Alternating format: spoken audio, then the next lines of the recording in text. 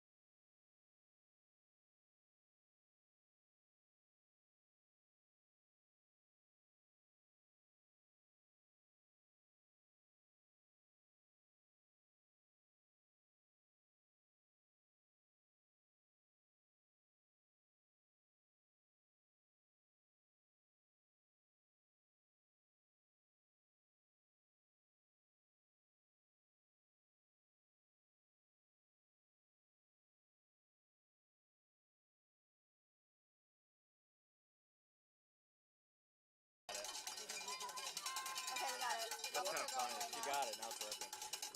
No, now it's working. Yeah, that's kind of funny. It's on right now, actually. Covering up the second baseman from Virginia, West Virginia, number 7, Gavin Kelly from West Virginia.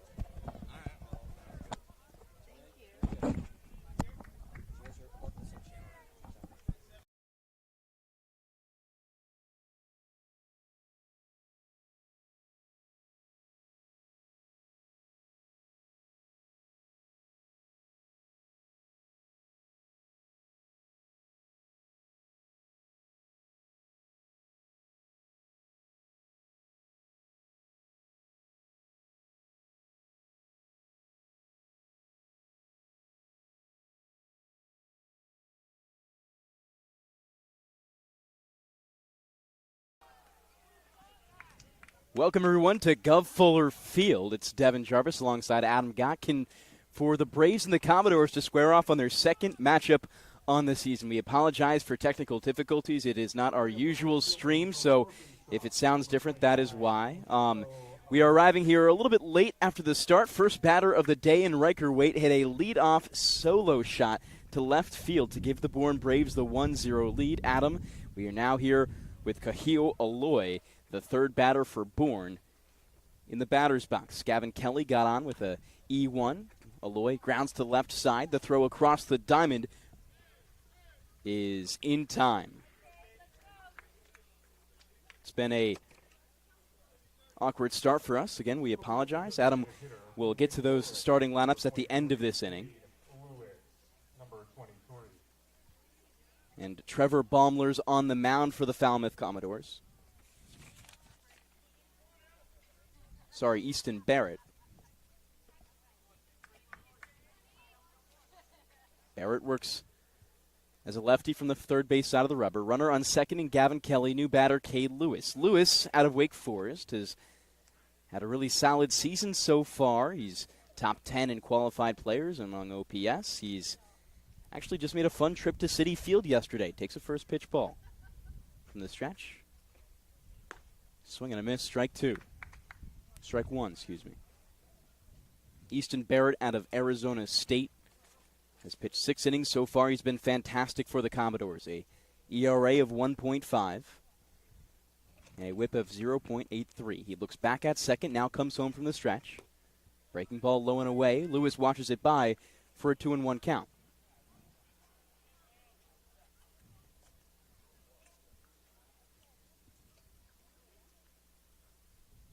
It's a lefty-on-lefty battle. Here's the 2-1. Up and in. Lewis sits in for the 3-1 count. Gavin Kelly making his first appearance in the top part of the order. He's was able to get on with that E1, and Bourne already with a 1-0 lead after shocking us with that Riker Waite home run. A 3-1, foul tipped back into the glove of Bear Harrison. Keep this one at a full count.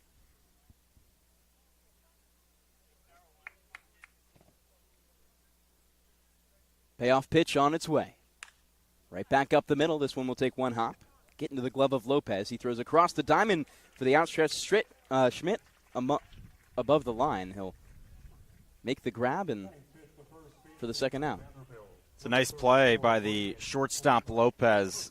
He was in a bit of a tough spot with Kelly standing in front of him right near second base, just trying to block him and make it tougher. But Lopez played through it and was able to find the ball and deliver a good throw to first. Also a good play at first by Kent Schmidt because it was a little bit up the line. 2 outs and a runner on second.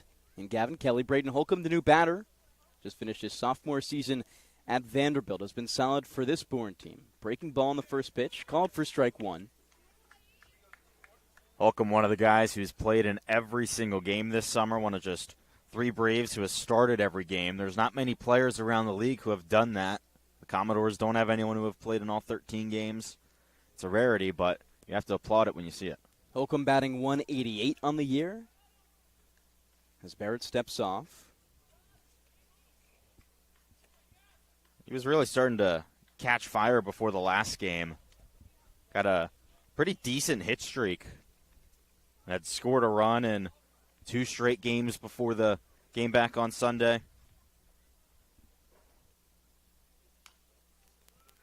Barrett will get one nipped back. It's an 0-2 count with 2 outs.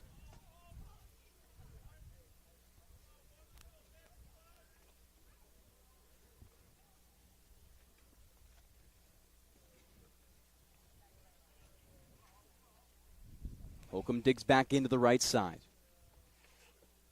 Runner on second. And Kelly here in the top of the first inning with Bourne up 1-0. Barrett looks at second, comes home. Fastball out to right center field, chasing in is Schmidt, and he will make the easy grab for the end of the top of the first inning. We'll keep it here and go over our starting lineups for both sides. Adam, what do we have? For the Bourne Braves, it was Riker Waite, the shortstop, who led things off. He hit that home run to start the game. Batting second is the second baseman, Gavin Kelly. In the number 3 spot, playing in the field for the first time this summer, is the right fielder, Kahio Aloy. Batting cleanup is the designated hitter, Cade Lewis.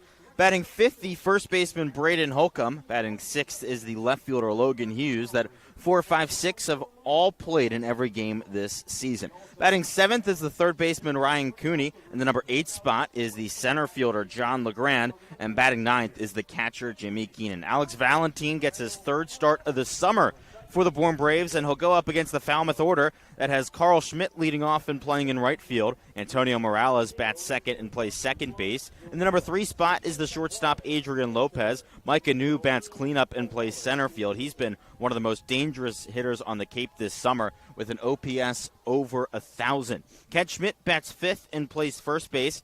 Batting 6th and catching is Bear Harrison. In the number 7 spot is the designated hitter, Mark Cucciani. Batting 8th is the left fielder, Kyle Morrison. And batting 9th is the third baseman, Chris Newstrom. The pitcher today, as you heard, Easton Barrett, the left-hander out of Arizona State, making his first start of the summer, his 3rd appearance. Last time out, Barrett pitched against Bourne and got 2 shutout innings, but a bit of a rougher start for him this time around, Devon. Yeah, quite a bit. That leadoff home run from Riker Waite was one we were just a little bit unfortunate to be a few moments late to, but a great way to get things going for the freshman out of Vanderbilt to get his first home run on the year. On the mound for Bourne here in the bottom of the first inning will be Alex Valentin. Last time he was out, he was a starter against Orleans in Game 9, where Bourne ended up winning 2-1. In that game, he pitched 5 innings, allowed 3 hits, no earned runs, 3 walks, and 1 strikeout. He works with a 4-pitch mix, fastball, slider, changeup, curve, and just recently committed to South Carolina. It was likely that outing he had against Orleans that led to his commitment. So he now has a home and plays with a new sort of calmness, not having to prove anything. He will begin against Carl Schmidt, the left fielder out of Cal Berkeley. Schmidt digs into the right side. The lefty and Valentin offers on his first pitch. And Schmidt fouls it back into the netting behind home plate. The last outing for Valentin was an interesting one because he didn't really use the strikeout much. He really relied on balls in play to get the outs, but it worked. Didn't give up any runs. On the season, only 5 strikeouts for Valentin as he offers a fastball high for ball 1. 6 walks to 5 strikeouts. The whip is quite high, too, at 1.78. He works from the stretch, a little bit of a hybrid release. Shimmies and deals. Barrel to the right side. This one will get through for a base hit. Kahio Aloy fields in right field and tosses in the second baseman, Gavin Kelly, as Schmidt gets the first runner on for the Commodores. And you just said it, the whip a bit high for Valentin. His last outing, he gave up 1 runner in each inning, but he was able to get out of it after that. It was only 4 batters up in each inning. Actually, one of them had just 3 batters up because of a double play. So runners on isn't an issue, but it's what he does after they get on that can decide on whether or not it's going to be a good outing. Bourne has been a pitching staff, not as glamorous compared to years in the past, but one thing they've been solid at this year is when situations are dangerous, limiting the damage that come from them. Antonio Morales, the new batter from the left side, a first pitch fastball off the outer edge for ball 1. Against Katuitt last week, Bourne held Katuitt to leaving 16 runners on the base path. Usually with that money, it's not more than a 4-run game for Katuitt, but that's all it was. Here's the 1-0 pitch from Valentin. He looks over at first base. Now comes home against Morales. It's outside for ball 2. Morales out of Maryland. It's a transfer from Wake Forest. On the season so far, batting .293.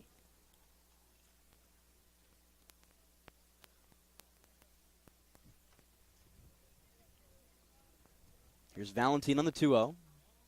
Low and outside. That makes it a 3-0 count. The biggest difference between Valentin's first and second outing, where he struggled a little bit at Brewster, then was great at Orleans, was the control. The walks were an issue his first time out. Then he really cleaned it up at Eldridge Park, walking just 2. 3-0 pitch in there for strike 1. He earned the loss in that game at Brewster. 4 innings pitched, 7 hits, 4 earned runs. Those were the only runs that Brewster scored in the game, and Bourne ended up losing 4-3. That Orleans game, Bourne 1-2-1, as there's a look over to first base to bring back Carl Schmidt. He dives in safely after Holcomb places the tag. Morales in the lefty's batter's box. Stands at 5'9", 175, the shortest player in this Falmouth starting lineup. Here's the 3-1 from Valentin. Before that, a look over to first again. No tag by Holcomb this time, and they'll reset. Infield for the Braves looks like this. Cooney, Waite, Kelly, Holcomb, left to right. With no outs in the bottom of the first, it's a 3-1 count. Valentin comes home, fastball. Morales swings and lifts it high to the right side. It's out of play in the grandstands. Fans, please be aware of balls and bats in the outfield. It's an interesting grandstand down the right field line here at Gov Fuller Field, because it basically goes from the outfield wall, which is 320 feet, to about maybe 30 or so feet behind first base. There's also no fencing in front of it, so you could just run on the field. 3-2. Look over to first, and in there safely is Schmidt. Schmidt on the season so far only has 1 stolen base with the Commodores. Valentin keeping him in check on the first base back. Here's the payoff as it comes home. Fastball rocketed right back up the middle, takes 1 hop into the glove of Legrand. Now runners on 1 and 2 for Falmouth. So now we'll see how Valentin can do with 2 runners on, because, again, he hasn't pitched with multiple runners on base since his first outing against Brewster. We said this at the beginning. It's all about limiting the big innings. That's what has hurt Bourne a lot this season, especially in that loss to Katuitt 2 games ago, giving up 4 in the first. It was just too hard to come back from it. So especially after you take the lead in the top of the first, you have to make sure that you just limit in the bottom. Bourne in 6 of their 8 losses has allowed an inning of at least 3 runs. New batter is Adrian Lopez. He takes a check swing, a called strike. It will be 0-1 with no outs in the bottom of the first. Bourne lead 1-0 after the solo shot from Riker Waite. You know, it's especially important to get this out here against Adrian Lopez. He doesn't have a single RBI this season. Micah New stands on deck. He leads Falmouth with 11 RBIs. Next pitch in the dirt. New has been probably the most dangerous hitter in the league, so you cannot load the bases for him. Already 4 home runs on the season. This is a park that is very short. We've seen home runs here a lot. Bourne hit a grand slam here last year. So this is an important at-bat for Valentin. 320 feet to right field and left field. 385 dead center. Valentin next offering. A swing and a foul ball to the first base line. It will trail foul, and Lopez sits in there with a 1-2 count with no outs. And it's pretty shallow until you get to center field. Once you get to center, it can get deeper from, I guess you could say, left to left, or right center field to left right center field, kind of that middle spot, not necessarily all the way in right or right like center. Northwest or south. Yeah, southwest. something along those lines of straight center is deep, but down the lines it's pretty shallow until you get to center. The 1-2 from Valentin. He looks at second from the stretch. Will turn around and toss over to second base. Gavin Kelly out of West Virginia brings it back. We've seen Kelly all around, and Really, the most consistent spot in the infield has been Riker Wade at shortstop. Ryan Cooney, who has played second base for a few games now, shifts over to third this game. Valentin in the 1-2. Looks at home and deals. Fastball low and inside. It will miss to square things up at a 2-2 count. It's all just about versatility. These three guys outside of first base today can all play all three positions in the infield. Cooney has played short, second, and now third this season. Riker Wade has played short and second, and Gavin Kelly can play literally anywhere on the field, basically except for first base. But even that, he said he could if he needed. The 2-2. Breaking ball inside. Curveball misses, and Valentin brings it back to a full count the same way he did with Antonio Morales. Working in high-pitch at-bats already. Valentin from the stretch. The 3-2 on its way. Fastball, swinging a fly ball to left field. It drops twice. Coming home is Schmidt. The throw from the outfield will be cut off by Kelly, and Falmouth tie the game. It's a 1-1 ball game after the Adrian Lopez RBI. It's his first of the year. Just a single into left, as clean as it gets from Adrian Lopez. That's all you got to do with runners on first and second. Get a base hit, and now you've got runners on the corners, still no outs, and a chance to take the lead with the league's top batter at the plate. Mike Anu leading the league in OPS, digs into the right side. He's in the transfer portal right now. Just spent a season at Marshall. He's been incredible for the Falmouth Commodores this season. Fastball offered on the inside part of the plate. It's an 0-1 count. New this season has an OPS of 1029. He's hit 4 home runs and has 11 RBIs. The 0-1, swinging a foul ball back into the netting behind home plate. And after New, you have Kent Schmidt on deck, who's been heating up lately. He hit a home run a couple days ago, had 2 RBIs in his last game. This is a dangerous middle part of the order. Still no outs. Bourne trying to fight out of this battle. Runner will go. The throw comes and gets by Gavin Kelly. It was a little bit off to the right side. Riker Wade able to field and hold the runner at third base, and Antonio Morales. And Bourne's really lucky that Morales stayed at third there, because the ball did get away from the second baseman, Gavin Kelly. If Morales took off towards home right away, then he probably could have scored. It's a 1-1 ball game between the Commodores and Bourne. Bourne's one run was on a pretty much no-doubt home run by Riker Wade. Kyle Morrison and Mike Anu, the left fielder and center fielder, stopped chasing after it once it reached its apex. For the other side, the Commodores got an Adrian Lopez RBI single to make it a 1-1 game. Here's Valentin, the 1-2. Well put breaking ball. That one's going to get Mike Anu for a swing and a miss, strike 3. That's huge for Valentin to bounce back from the RBI single with a strikeout against a guy who's been the best hitter in the league. Now you can just settle in and take a deep breath, relax, try and get out of this with the game tied. Kent Schmidt, the new batter. He's a lefty out of Georgia Tech. Taps home plate with his bat. Valentin says yes to his pitch. Here it comes. Fastball downstairs for ball 1.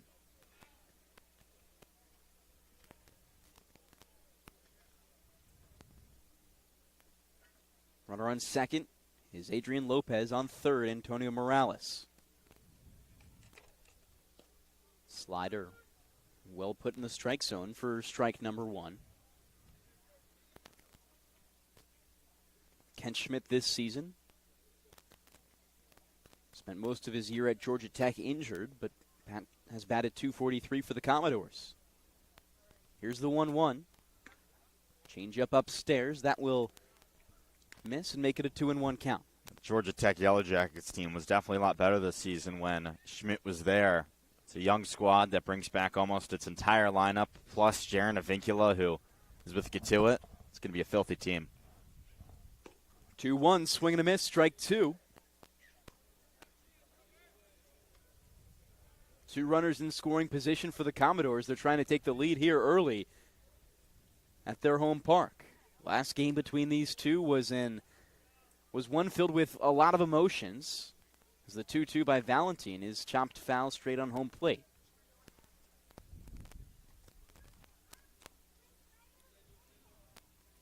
It is the return of the meeting between Jared Saltalamacchia, former Boston Red Sox, MLB player for a few many years, alongside his opposing coach, Scott Landers. High chopped foul ball first base side. Jumping up is Holcomb to grab it. He steps to his left on first base for out number 2, but Antonio Morales will come home, and it's a 2-1 ball game.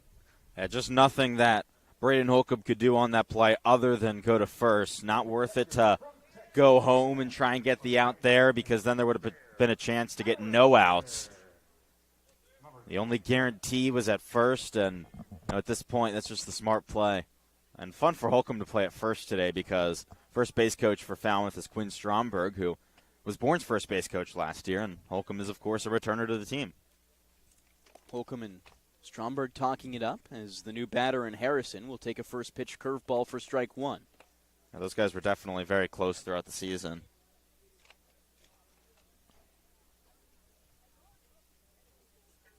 No balls, 1 strike, 2 outs as Falmouth lead the ball game 2-1. In the bottom of the first inning, Valentine shakes his head. Trotting down the line is Adrian Lopez. The pitch, an off-speed high for ball 1. And if you can get out of this right here, you're in a perfectly fine spot if you're Alex Valentine. Just be down by 1. Your offense got 2 hits in the top of the first, so you know that they can support you. The 1-1 from Valentine. Fastball swinging a high fly ball center field. John LeGrand back will make the basket catch about 10 feet before the wall at the warning track. That will be out number 3, and Falmouth aren't able to convert on their runner on third. Before we go to break, a quick ad read, and we'll step aside for a short moment, actually. We'll be back for the second inning of play.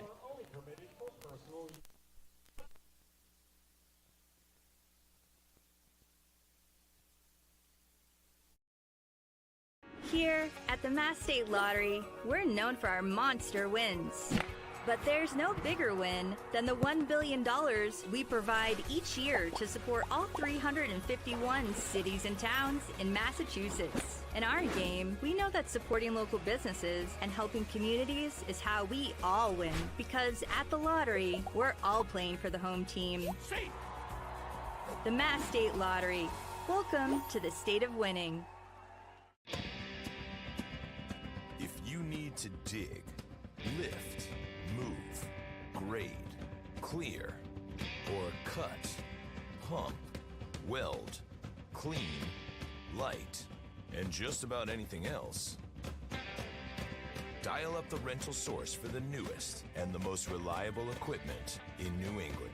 Staffed with equipment and construction experts, Milton Rents, your local source.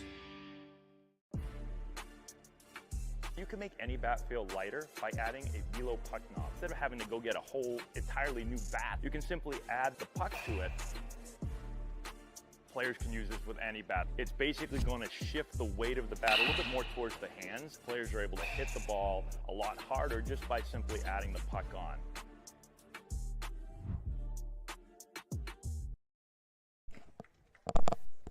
We welcome you back to Gov Fuller Field. It's a 2-1 ball game that the Commodores lead. Logan Hughes, the first batter, up to the plate for Bourne here in the second inning. A Riker Waite, no down home run to left field, opened the door for Bourne, and now they're in the back seat trying to come back here. Barrett, the pitcher from the Wine, deals on the first pitch. Up and in, Hughes will lean out of the way to take ball 1. I think it's important for Bourne to get one back right away and tie this game, because the offense last time out really struggled getting shut out. So you just want to show that you can have it today. 1-0 upstairs. Bourne had more runs in the first inning today than they did all last game against the Harwich Mariners. It's an excellent pitching staff that came out to play for their 4th shutout on the season. This Commodores one not as mighty as the Mariners, as the 2-0 is a breaking ball outside for ball 3. It's a 3-0 count with no outs in the top of the second inning. That was the first inning run for Bourne since the last time they played Falmouth. That was the start of this 4-game losing skid. The 3-0. Fastball upstairs, and Logan Hughes will make the 90-foot trot to first base on 4 consecutive balls. It's just so important to get the leadoff batter on. That's one of the things that the Bravos just did not do against the Mariners. They got the leadoff man on just once in that game. And so now they've done it, I guess, technically twice with the home run and the walk, but still, the leadoff man is being productive, which is such a difference maker. Ryan Cooney out of the right side plays third base today. They're at the pitcher season for the first time. From the stretch, a breaking ball inside for ball 1. Cooney just finished his sophomore year at Oregon and hit an incredible .335. First team All Big Ten selection. He's an excellent player and just arrived to Bourne a week ago. The 1-0 lifted high to shallow right field. Antonio Morales, the second baseman, making the run, and the ball will drop. On his way to second is Hughes. He will be out. So, almost like an infield fly rule. Hughes didn't know whether to stay at first or go to second. Either way, he was likely going to be out at second. Yeah, there's just nothing he could do there. You try your hardest to go as close to second as you can, but with where that ball was, almost right behind first base, if Morales makes the catch, he could just quickly turn and throw to first if Hughes is trying to cheat up the line. So there's really nothing he could do there except sprint full speed the second that ball dropped, and Hughes made it a close play. Ryan Cooney gets on first with a fielder's choice. John LeGrand, the new batter, takes a healthy cut at a first pitch off speed for strike 1. John LeGrand out of St. John's, transfer from Wabash Valley, has been incredible for the Braves this year, batting 8th today, which is a place he has not seen in the lineup all year. He's, for almost every single game, been either batting 1 or 2. Here's the 0-1. Fastball, swinging a foul ball, right back in the netting into the backstop.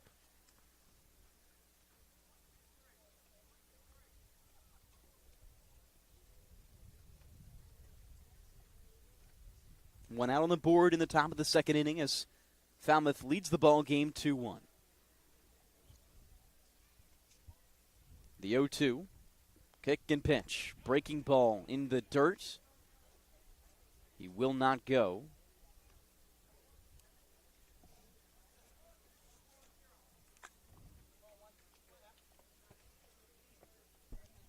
Anthony Brunetti, the third base umpire, right behind the pitcher's mound, with the deferral call. The 1-2 from Barrett. Hit right side, picked up by Morales. The look over to second base, out, and got him at first too. So a 4-6-3 double play to end the inning.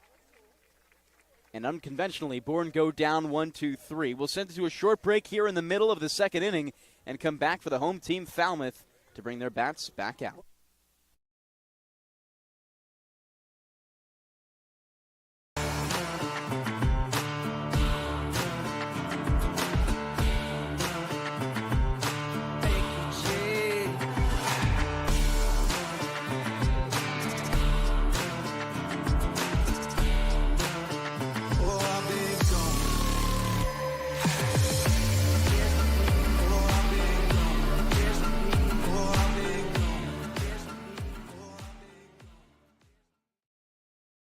If you can dream it, if you can cruise in it, if you can summer in it, fish from it, or take it for a day at the beach, we can protect it.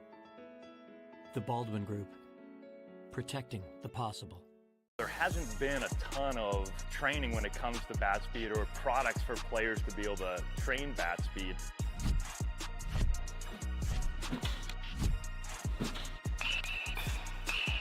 You can improve your bat speed and reach your goals working 10 to 15 minutes a day on this a couple of times a week. That's a no-brainer for every player.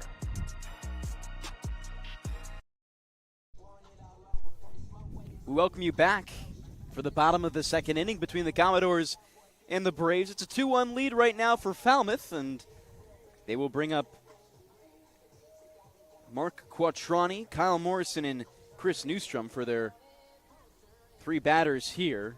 They got 2 runs in the first with a pair of RBIs, 1 from Schmidt and 1 from Lopez. And it's the 7, 8, 9 in the order for Falmouth. Recently a commit to Notre Dame, Mark Quattroni steps into the right side. Just spent his most recent season with the Big Red out in Ithaca for Cornell.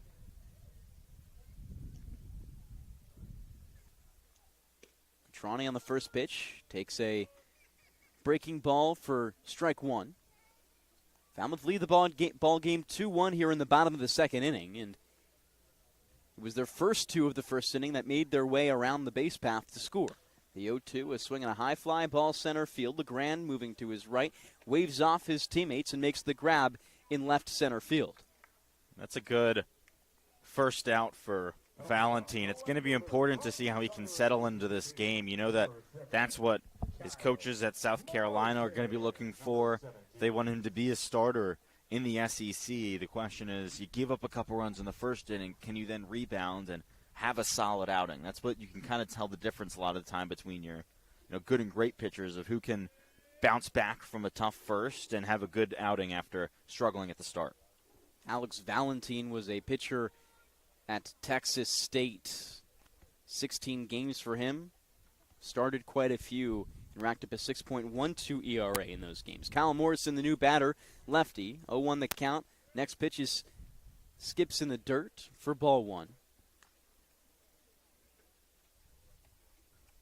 Valentine pitched a week ago against Orleans, then committed to South Carolina.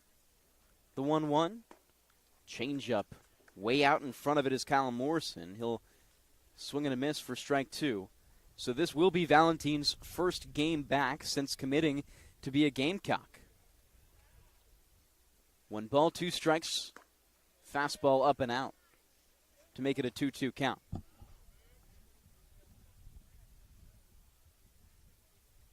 Morrison now at Southern Mississippi. Came from Southern Alabama before, so he stays in the same part of the country, just hops over from one state to the next. Definitely a big jump up in terms of programs, too. USM has been really good recently, hosted a regional this year. The 2-2. Breaking ball outside, and Valentine again in a full count. His 3rd one of the day in just his 8th batter. Braves had a key contributor from Southern Miss last year in Davis Gillespie.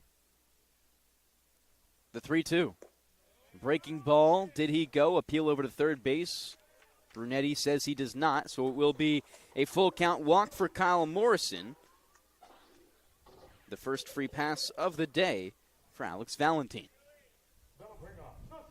New batter is 9th in the order for Falmouth. Chris Newstrom out of Tennessee playing third base. Newstrom digs into the right side against the lefty in Valentine. This Falmouth order has a decent split. Mostly righties, 2 lefties to 7 righties. Bourne much more balanced in that sense as Newstrom takes a first pitch ball. Bourne on the other side has 3 lefties, 1 switch hitter, and the rest righties. Newstrom out of Tennessee gets set to the right. 1-0, he swings and fouls it to the left side. It will be just barely foul for Ryan Cooney to field.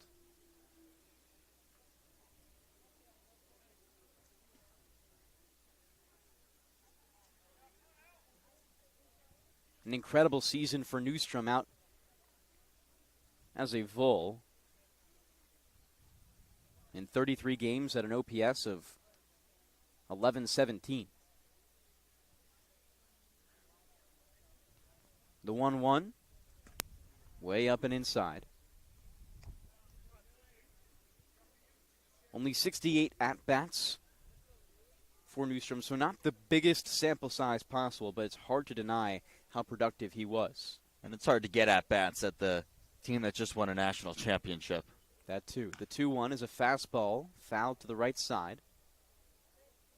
But even for a freshman to play as much as he did was impressive in 33 games. especially as a guy who plays in the infield, a spot that, Tennessee is known for producing really, really good players. They've had a number of infielders get drafted over the last few years. Only started 13 of those 33 that he played. But did have some trouble with the strikeout. Drew 8 walks compared to the 19 strikeouts he had. So he steps back in with a 2-2 count. Will crowd the plate in the back of the righty's batter's box. Runner on first in Morrison takes a 2-step lead. Valentin shakes his head for the pitch. Had been using the pitch count to start. Now doing it the old-fashioned way. The 2-2 from the stretch. Change up in the dirt.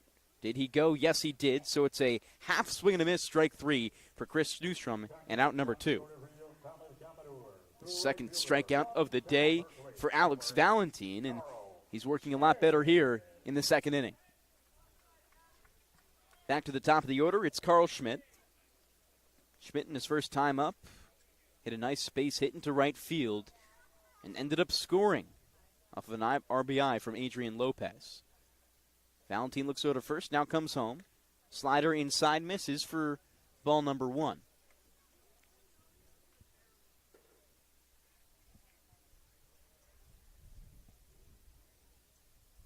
Trying to work out of this second inning with 2 outs in the top of the second. The 1-0, or bottom of the second, excuse me. The 1-0 is called for strike 1.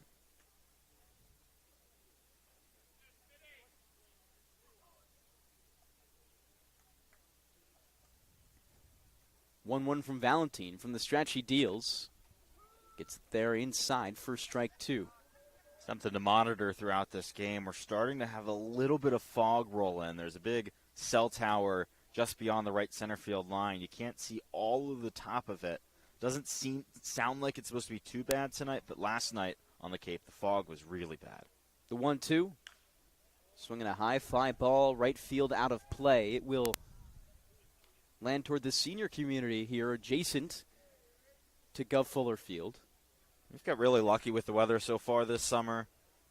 Actually, the last day in June is the first time that we've had games fogged out. We haven't had anything rained out, so we've been lucky, but something to keep an eye on, especially with how the weather's been recently. The 1-2 from Valentin. Curveball, it misses inside. Now, Valentin has been working really well here. If you look at his past 6 innings of play against Orleans, he pitched great and struggled a little bit in the first, but still a reachable game for Bourne. Here's the 2-2. Fastball low, another full count.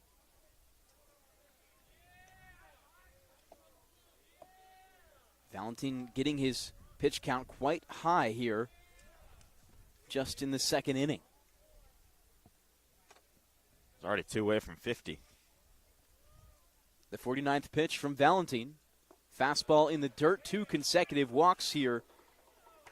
Rather, 2 walks in the second inning to put runners on 1 and 2. The only way we've seen runners get on base here in the second inning. And this is the part of the order that hurt Falmouth, or hurt Valentin in the top of the bottom of the first for Falmouth. The 1-2-3 hitters all singled. Now you walk the number 1 hitter, and things get tough here with this heart of the Falmouth order. This is really where all their offense is.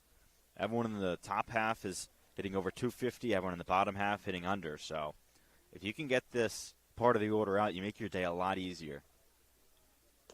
First pitch from Valentin against Antonio Morales is outside for ball 1. Morales batting .310 on the young year, an OPS of 800. Bourne wearing their navy blue uniforms with their 4th of July red,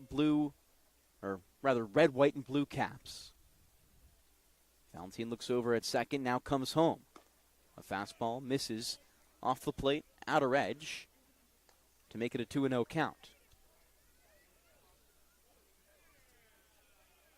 Morales has already scored once today. Schmidt on first base, also the same. Jimmy Keenan from behind the dish will step up to talk to Alex Valentin, and Scott Landers will join the two of them on the hill. Yeah, Valentin's just been struggling to locate 51 pitches, 28 of them strike, so he's barely over 50-50. Both runners on here in this bottom of the second have reached via walks, and that's been the issue the entire summer for Bourne. Most walks in the league by far. It seems like for Valentine, there's maybe a bit of an issue with the mound. Scott Landers was kicking it a little bit, so maybe the footing is just giving him some issues.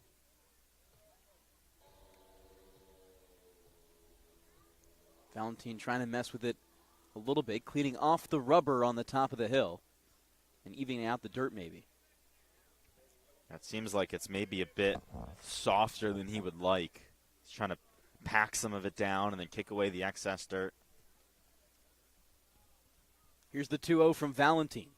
Fastball, half swing, but a strike as Morales went to make it a 2-1 count.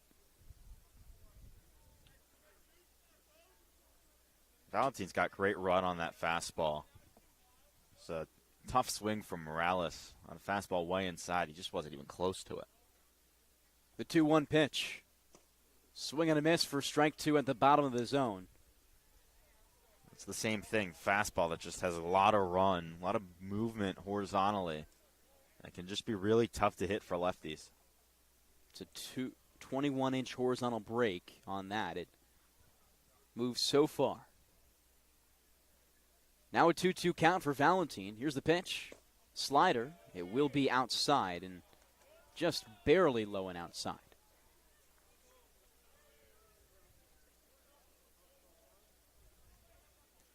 Back to a full count. Fifth one of the day for Valentine as his pitch count continues to rise. This will be the 55th pitch of the day, only in the bottom of the second. The 3-2. Slider. Nipped foul. It will touch the glove of Keenan, but he's not able to pick it up.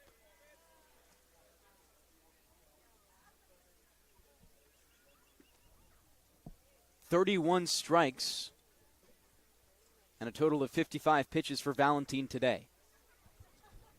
Morales steps back into the left side. Got a base hit on a full count earlier today. The 3-2, way upstairs and in, and Valentine will walk the bases loaded.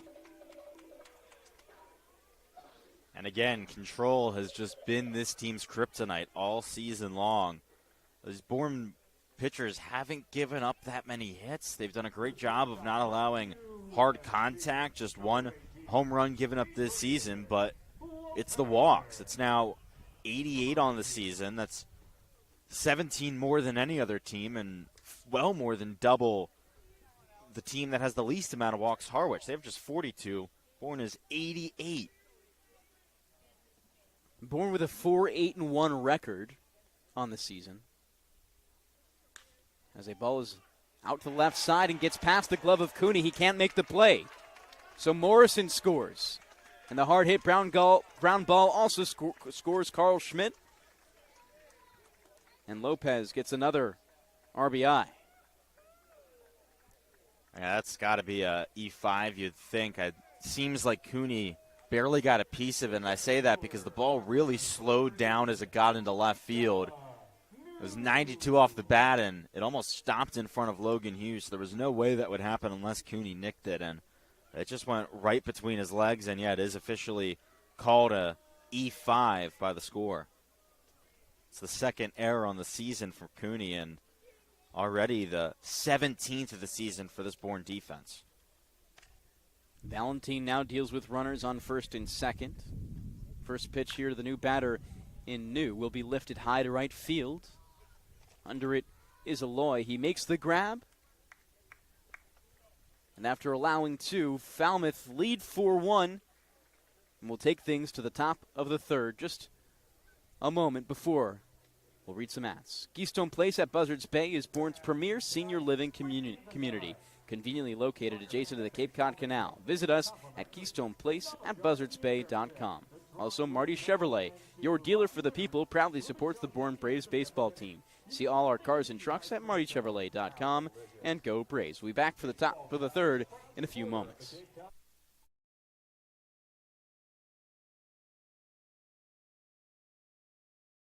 Cape Cod 5 is proud to be the official banking partner of the Cape Cod Baseball League. Cape Cod 5 offers a broad range of financial products and services tailored for every stage in your financing journey. Reach out to us. We're here to help. Here at the Mass State Lottery, we know there's no bigger win than the $1 billion we provide each year to support all 351 cities and towns in Massachusetts. Now that's how we all win. The Mass State Lottery. Welcome to the state of winning.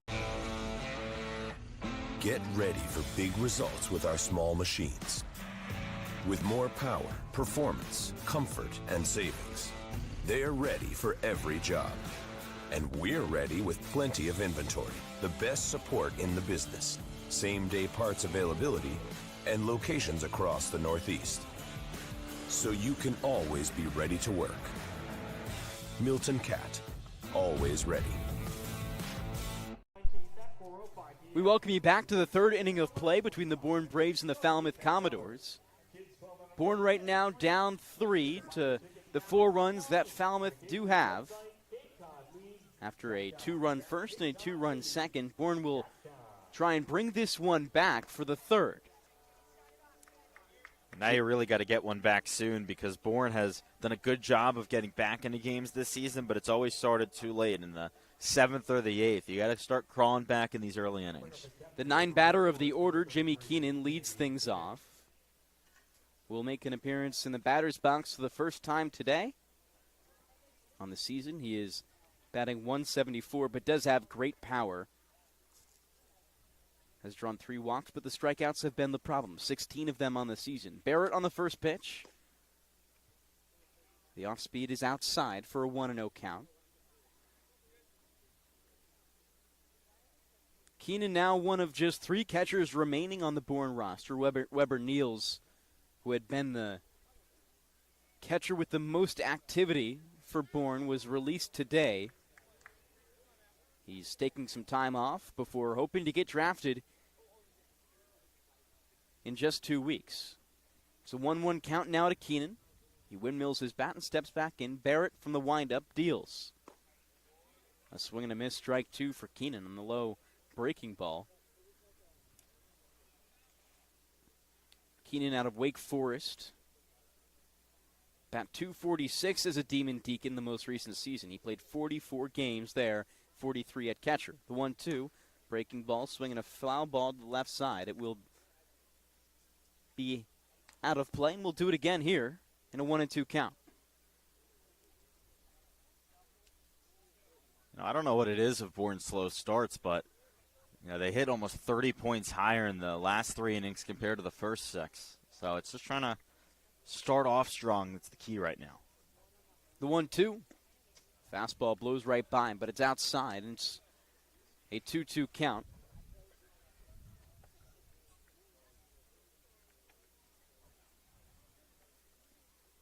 Keenan digs back in. Here's Barrett on the 2-2. Curveball in there for called strike 3. That'll be the first out of the inning, and back up to bat is Riker Waite. He led the game off with a solo shot to left field. For a guy who hasn't showcased a huge amount of power this year, it was quite surprising to see Riker Waite get that one at the start of the game. But when he does bat from the right side, which he does some of the time, he showcases more power. He will lift a ball to shallow left field. Chasing on it is Adrian Lopez. So it's a one swing at bat for Riker Waite. And the switch hitter goes back to the dugout without number 2. The second baseman from West Virginia, number 7. Easton Barrett's done a really good job of settling into this game. His first start of the summer, seeing real length for the first time. He had pitched just 6 innings coming into this, and now he's pretty much easily getting through the first 3. He's only 30 pitches into the outing. First pitch to Gavin Kelly is low and inside. That's going to be important for Falmouth to get length out of Barrett today, because even though there was the off day yesterday, they had 6 pitchers throwing the last game. They're looking good so far. The 1-0 is lifted shallow in foul territory down the first base line. Making the grab is Ken Schmidt, and it's a Another quick inning. 1, 2, 3 go down the Bourne Braves. And Falmouth, with 4 runs already, will look to add to their total when we come back, coming up in the bottom of the 3rd inning.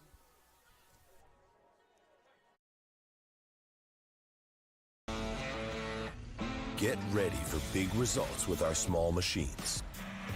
With more power, performance, comfort, and savings, they're ready for every job. And we're ready with plenty of inventory, the best support in the business, same-day parts availability, and locations across the Northeast. So you can always be ready to work. Milton Cat, always ready. There hasn't been a ton of training when it comes to bat speed or products for players to be able to train bat speed.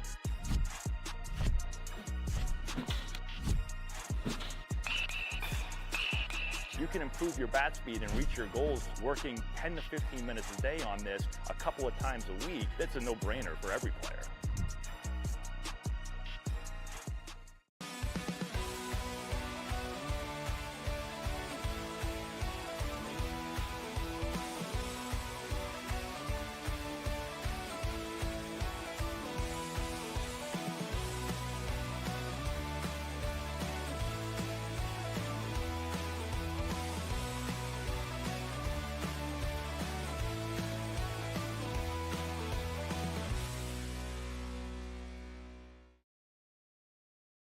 Thanks for sticking with us here.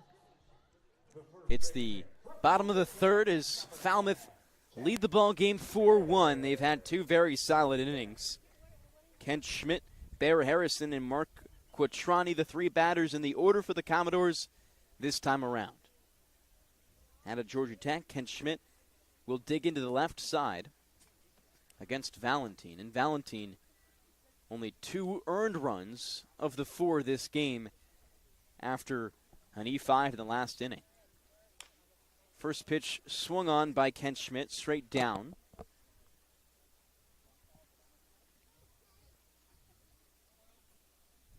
Schmidt, not only a talented baseball player, but according to Adam, a very talented tweeter. He's a fun guy. Has the hot dog bat at school. The 0-1 is swung on and missed.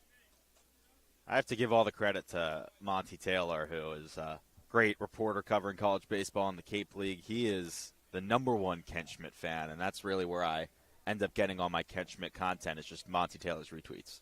Here's the 0-2. Fastball outside.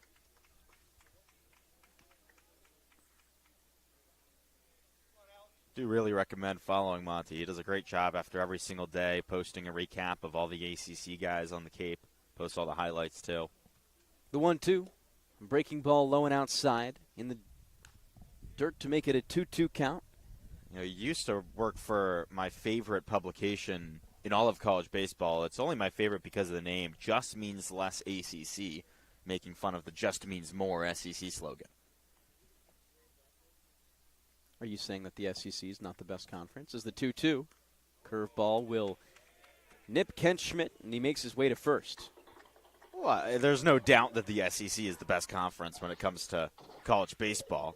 You know, it's a conference that wins the national championship basically every single season. But, you know, do you really have to say it just means more as your conference slogan? As an ACC guy myself, you're always a little bit offended by it. So, you know, it's fun to clap back and just say, hey, I guess we do mean less. Well, you it's know, a sarcastic there's always the SEC faithfuls that believe, for example, in college football, all 12 teams should be from the SEC. As the next batter in Bear Harrison lifts one out for a base hit into left field. On his horse is Schmidt. He storms into third base safe, and runners on the corners for the Falmouth Commodores. Great job by Kent Schmidt to read that right off the bat. It was not hit that hard in the left center field, so it was a long run for both the outfielders, Hughes and LeGrand. Neither of them could get there that quickly. So Schmidt read that right away off the bat, and he's not usually the fastest guy, but just did a great job of getting to third quickly. Already 64 pitches on the day for Valentine.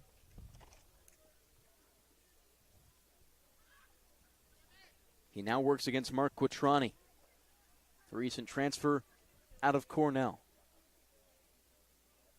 First pitch from the stretch. Fastball for strike one. It's not too shabby of a new school, too, to go from Cornell to Notre Dame. That's a smart guy. Yes, he clearly has a taste for the academics. It's two beautiful campuses, too. The 0-1. Hard ground ball left side and just takes a high hop over the head of Riker Waite. You can't do anything about that. An RBI single for Mark Quattrani. That was extraordinarily high. Riker Waite at 5'10" probably still couldn't have fielded that ball if he was 5 inches taller. Yeah, he's definitely a smaller shortstop, but even Ellie De La Cruz or O'Neal Cruz, two of the bigger shortstops in Major League Baseball, are not making that play. There's just nothing you can do. That's a slowly hit ball, so Waite made the right decision by racing in, and it just took a hop about 5 feet over his head. It lands just before the lip where the grass meets the dirt, and it led to a very high kick. So Quattrani gets on. Kyle Morrison, the new batter from the left side. It's an 0-1 count to him with no outs as Falmouth lead 5-1.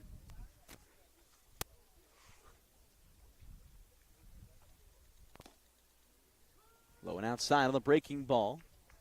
No balls, 2 strikes. Valentin has had a couple bad breaks this game already.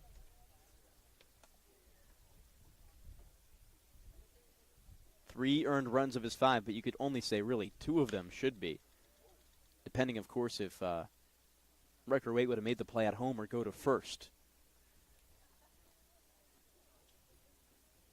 No balls, 2 strikes, no outs. Bottom of the third inning. Falmouth, leading into the third, had 2 runs in both the first and the second. Breaking ball on the 0-2 pitch will be outside the zone and low.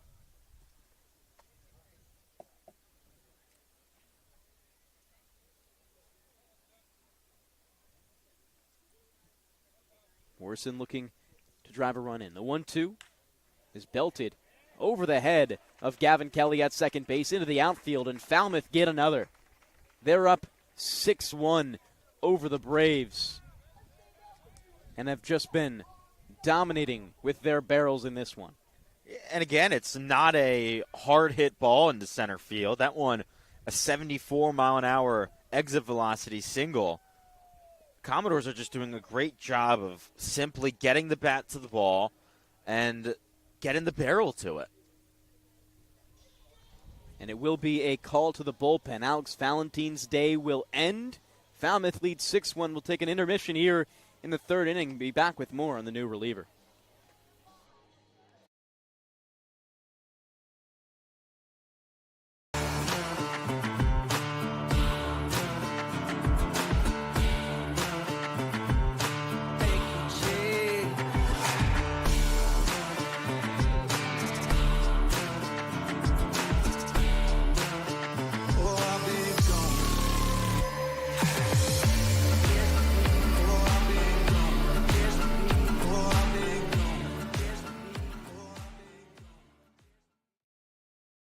If you can dream it, if you can cruise in it, if you can summer in it, fish from it, or take it for a day at the beach, we can protect it.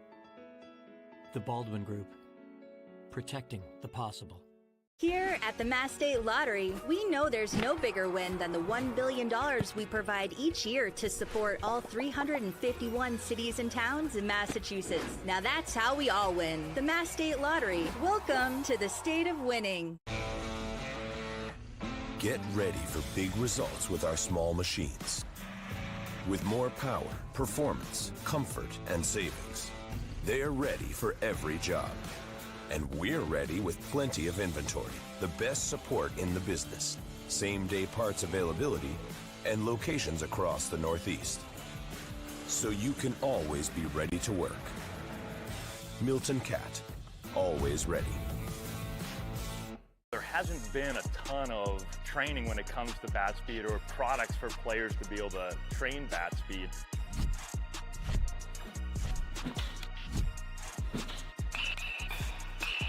You can improve your bat speed and reach your goals working 10 to 15 minutes a day on this a couple of times a week. That's a no-brainer for every player.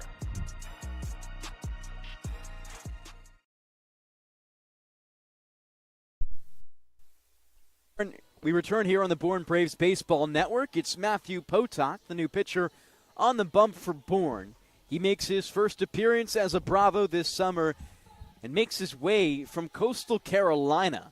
His most recent time in a game with them was the national championship game, and now comes to the Cape for the first time in his career. Has played with the North Shore Navigators in the NECBL back in 2022, but heading now into his junior year, will look to make a statement here in the Cape.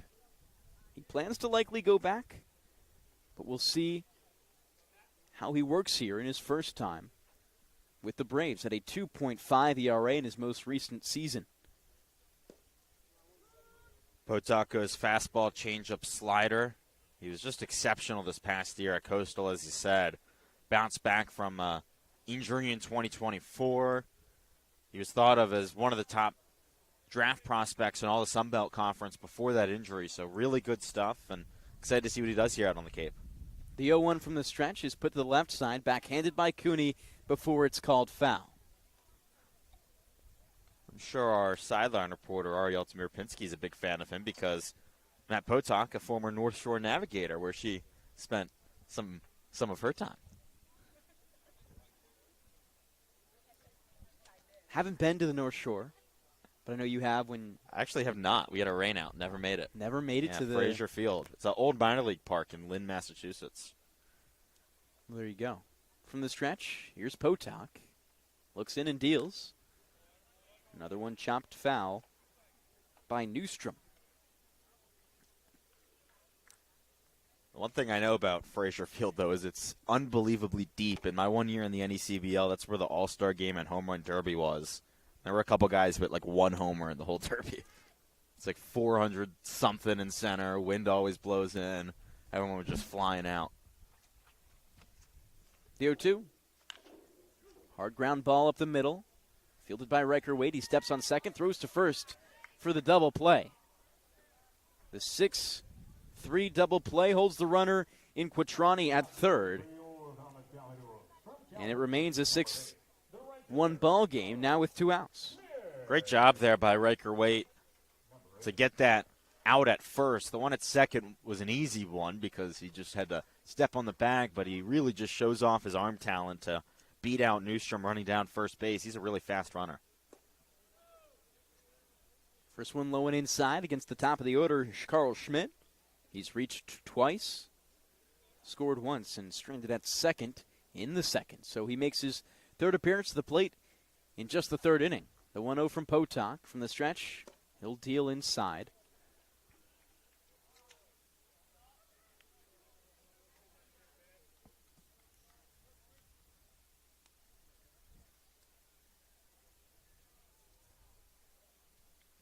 It's a 2-0 count with 2 outs in the bottom of the third.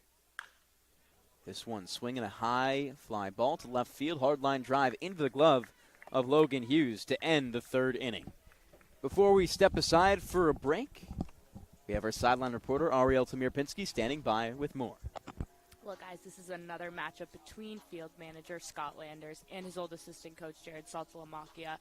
This time I got to talk to Scott before the game about the matchup. He says it's just another day for him. He golfed with Jared yesterday on their off day together. He said it was great having him for 3 years, but now we got to beat him. It's all friendly competition, and it makes it just that much more fun for him to play the Commodores this season. Thank you very much, Ariel. We'll be back for the top of the fourth inning where Adam Gotkin takes over on the play-by-play.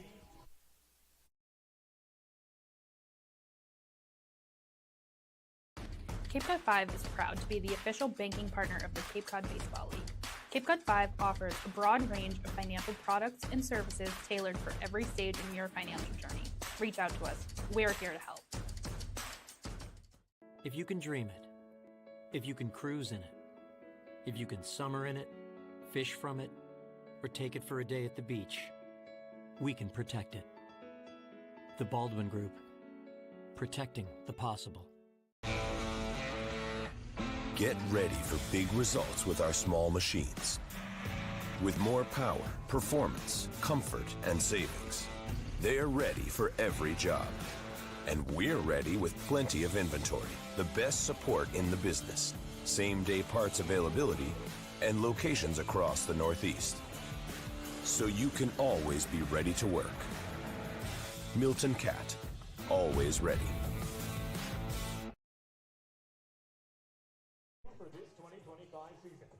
We're into the middle innings at Gov Fuller Field. The Bourne Braves trail the Falmouth Commodores 6-1. Adam Gotkin and Devon Jarvis with you. It's Kahio Aloy to lead things off for the Bravos. Goes up against Easton Barrett, the starter into his 4th inning of work. The left-hander out of Arizona State comes into the wind. First pitch in for a strike on a changeup inside. Aloy making his 2nd start of the season today, his 1st game playing in the field. Last time out, he was oh so close to a game-tying home run in the 9th. 0-1. This is low and outside on a 91-mile-an-hour fastball, 1-1.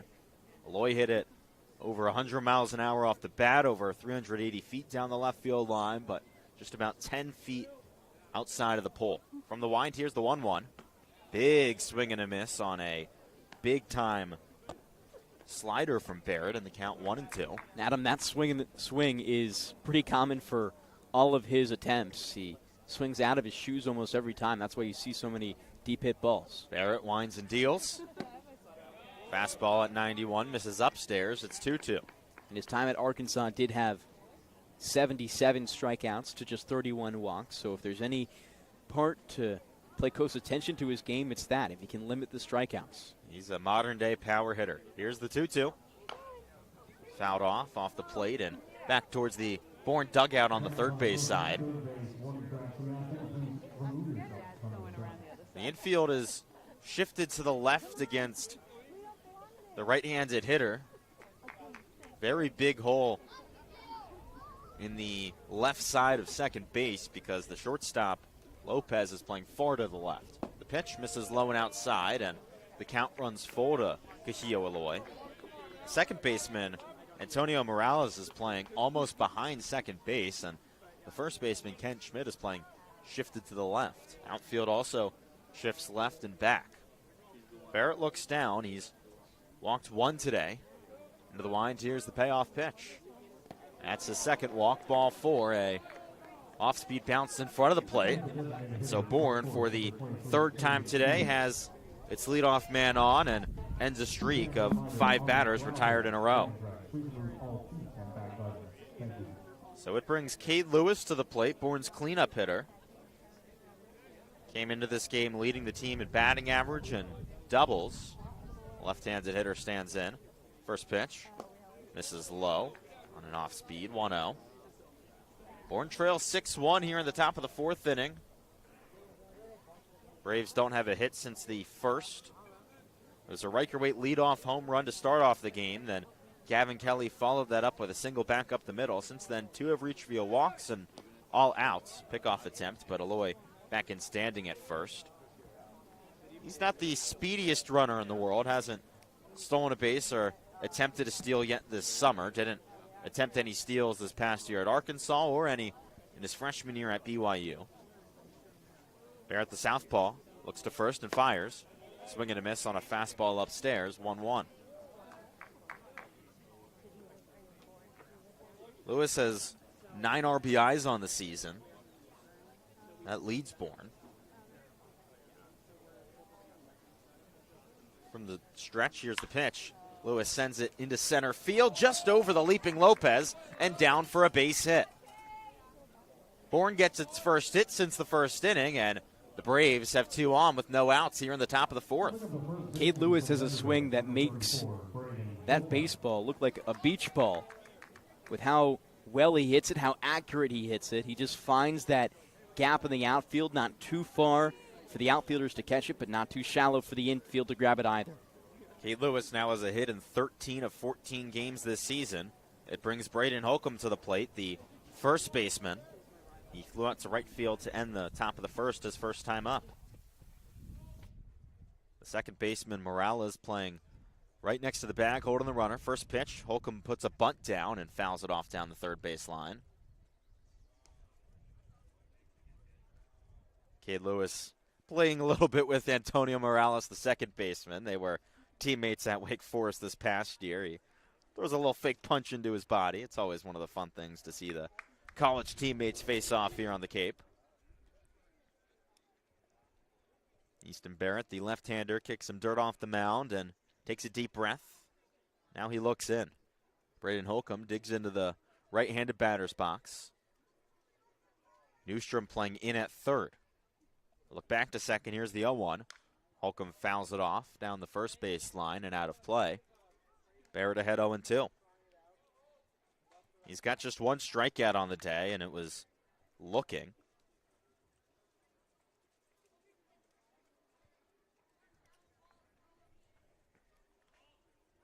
Barrett had 3 strikeouts in 2 innings the last time he faced Bourne. Holcomb has gone down via the K 16 times this season. Here's the 0-2. Fastball up and outside. Holcomb's got 3 RBIs this summer. Last year, he was a RBI machine with 25 of them. Could bring home a run with the base hit here. Braves down by 5 in the top of the 4th, but trying to fight back. Here's the 1-2. Swing and a miss, strike 3. Fastball inside. A really good pitch there. Painted the edge of the zone, and that's out number 1 of the top of the 4th. Second strikeout of the day for Easton Barrett.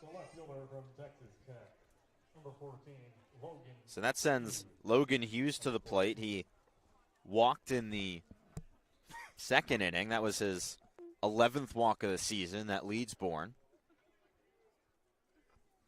He went 1 for 4 last time out. Another one of the guys, just like Cade Lewis, who seems to get at least 1 hit every game. Left on left, here's the first pitch. Misses far outside on a off speed, and the count 1-0.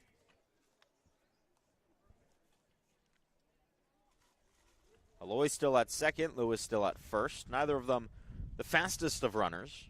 1-0. Fastball just below the knees, 2-0. Still realistic with a base hit. Aloy could score here. The outfield is playing back against Logan Hughes. He leads Bourne in home runs with 2 of them. The 2-0. Another fastball. This time just catches the zone at the knees. It's 2-1. Infield playing in double play formation. The corner infielders playing relatively close to the line. Barrett comes set at the belt. A look back to second at Aloy. Now the kick and the pitch. Bounces just to the right of the plate on a changeup, and the count 3-1. Again, Hughes walked his first time up back in the second. Would love to work another one here to load the bases as Ryan Cooney stands on deck. Barrett set, a deep breath, the kick and the pitch. Hughes sends it into right field. That gets down, and it's going to go all the way to the wall. Aloy gets the wave around third. Now comes Cade Lewis. The relay throw in is not in time. It's a 2 RBI double from Logan Hughes, and Bourne's top hitter on the summer continues to rake. He's up to 5 RBIs on the season, and it's a 3-run game here in the top of the 4th. Falmouth 6, Bourne 3.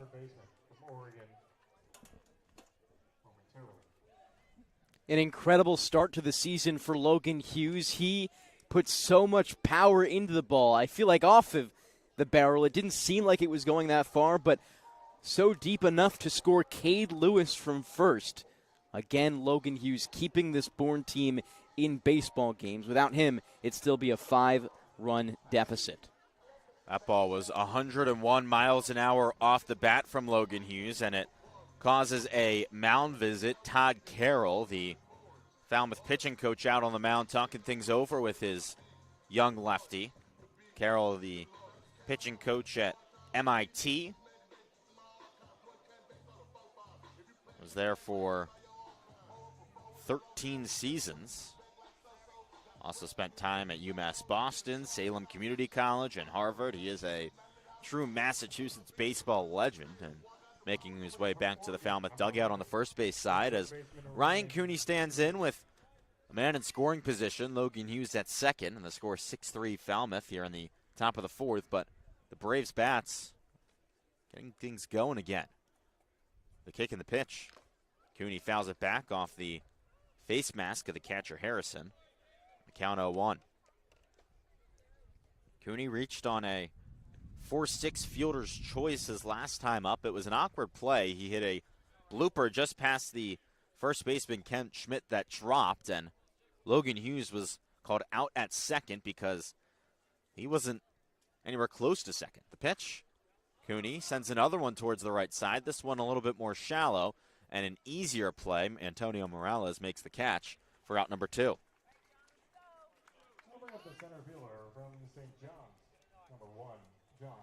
That sends John LeGrand to the plate. Entered the day hitting over 300, but grounds it into a double play his first time to the plate to move that average down to 298. A left-handed hitter stands in. He's got 6 RBIs on the season and a fast runner, Logan Hughes, at second. With 2 outs, Barrett comes set, throws back to second, Hughes back in standing.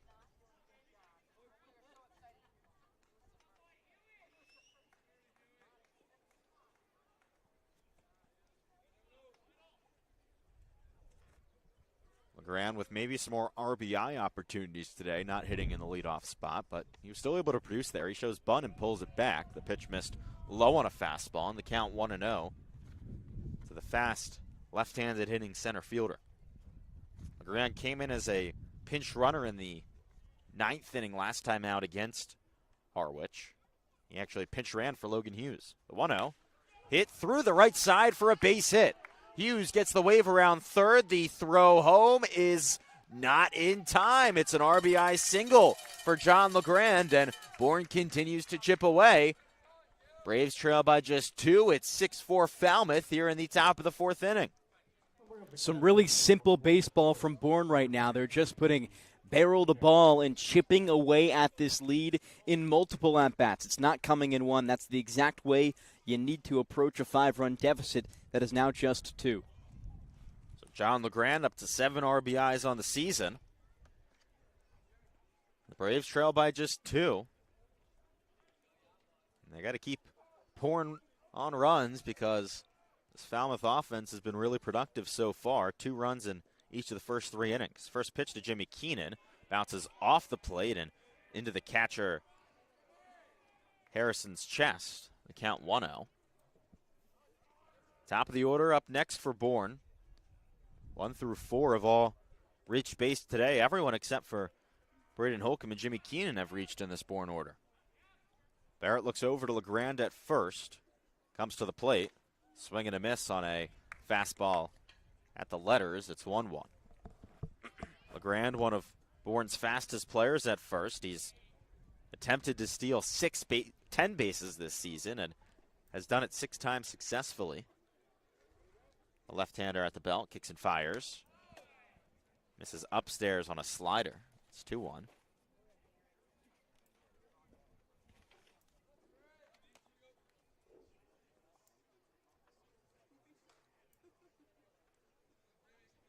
Falmouth defensively playing a bit shifted to the left. Pickoff attempt, and LeGrand back in standing.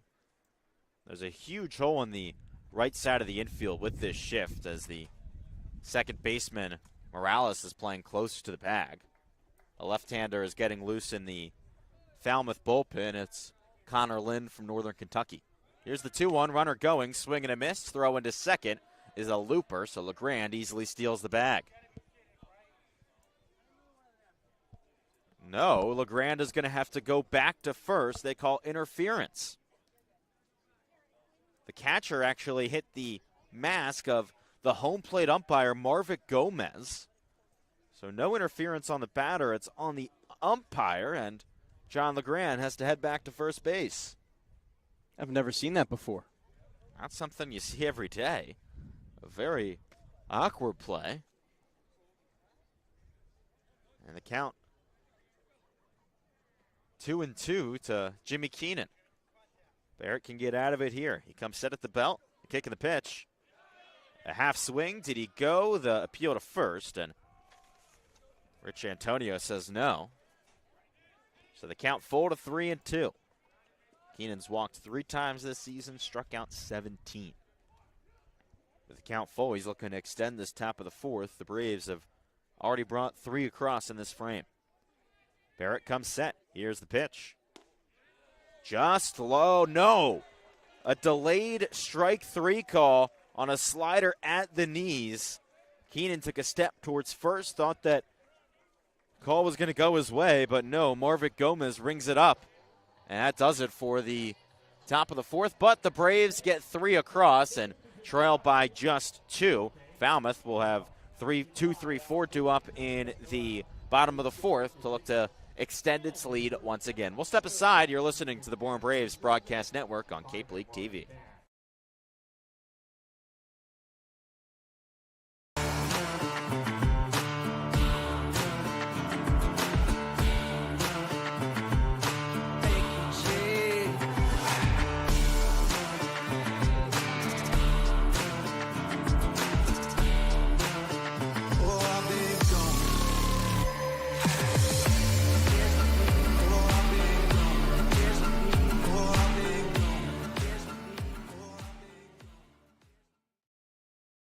If you can dream it, if you can cruise in it, if you can summer in it, fish from it, or take it for a day at the beach, we can protect it. The Baldwin Group, protecting the possible. There hasn't been a ton of training when it comes to bat speed or products for players to be able to train bat speed.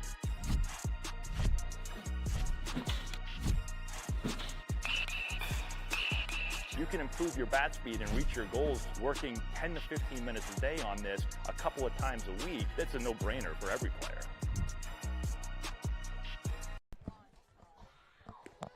We're at the bottom of the 4th. It's 2-3-4 due up for the Falmouth Commodores. Antonio Morales, Adrian Lopez, and Micah New. They'll look to continue the trend that the home squad has started. They've scored 2 runs in each of the first 3 innings to take a 6-4 lead. Morales has reached base on both of his plate appearances today, a single into center field back in the 1st and then a walk back in the 2nd. Morales has been spectacular as of late. He was 3 for 3 last time out, and Falmouth's 9-7 win over Chatham. He also walked, so he's already reached base 6 times in the last 2 games. From the wind, here's the first pitch from Matt Potok. It's popped up straight back out of play and into the trees behind us, the count 0-1. Potok came in the middle of the last inning and got out of a jam. Came in with 2 runners on and no outs. Forced a double play and a fly out to escape. The 0-1. This is outside on a changeup and the count a ball and a strike. Potok making his Bourne debut, just arrived a few days ago. Right-hander looks in, starts his wind, and fires. Morales pops it up into left center. That's carrying. Hughes back, and it bounces right in front of him off the wall. Into second base, standing up is Micah New, or is Antonio Morales, sorry. And that's the first double of the season for the Falmouth second baseman. He continues his tear. That's now 5 hits over the last 2 games and 6 times reaching base. 7 times reaching base. Man, he is dominating. Just a hammered ball out into left field, and easily could have been 3 bases with a faster runner. But Morales does a great job at turning himself into scoring position and setting up Adrian Lopez. Lopez already has 1 RBI today. That came in the 1st inning. The first pitch from the stretch is fouled back to the netting, and the count 0-1. Lopez reached on an error back in the 2nd. The right-handed hitter digs into the box. Potok comes set at the belt. A long look in. Low kick in the pitch. Swing and a miss on a slider in the dirt, and it's 0-2. Potok goes fastball, changeup, slider. Used to be a starter, but was a reliever this past season for Coastal. Could do both this summer. 0-2. Fastball runs inside. Falmouth has had its leadoff man reach base and Now 3 of the 4 innings today. They've scored 2 runs in each. The right-hander looks back to second. Kicks and fires. Misses low on a fastball, 2-2.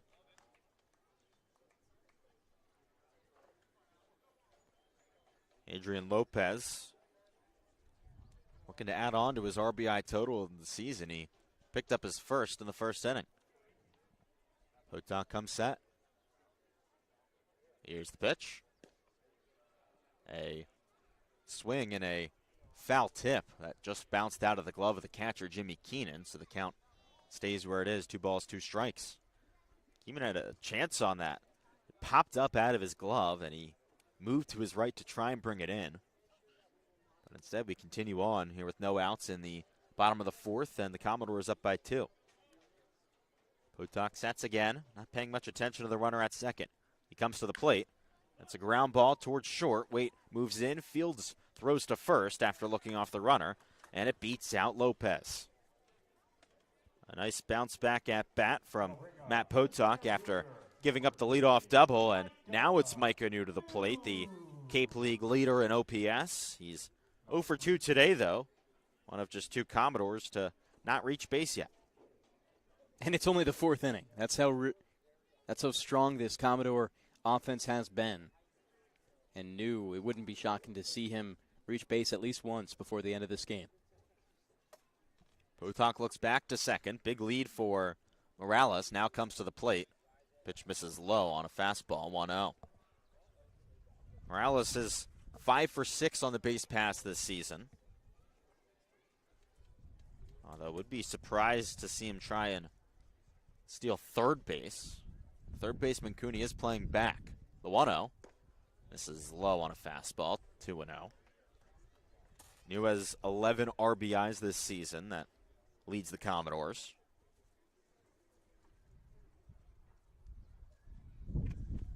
Outfield playing back as well. The left fielder, Logan Hughes, almost at the wall. The 2-0. A called strike on a slider just above the knees. It's 2-1. Potok adjusts his brand new USA-themed hat that both teams are wearing as we're into July 4th week. He now comes set just above the belt and deals. It's a protect swing that dribbles down the first baseline foul, 2-2.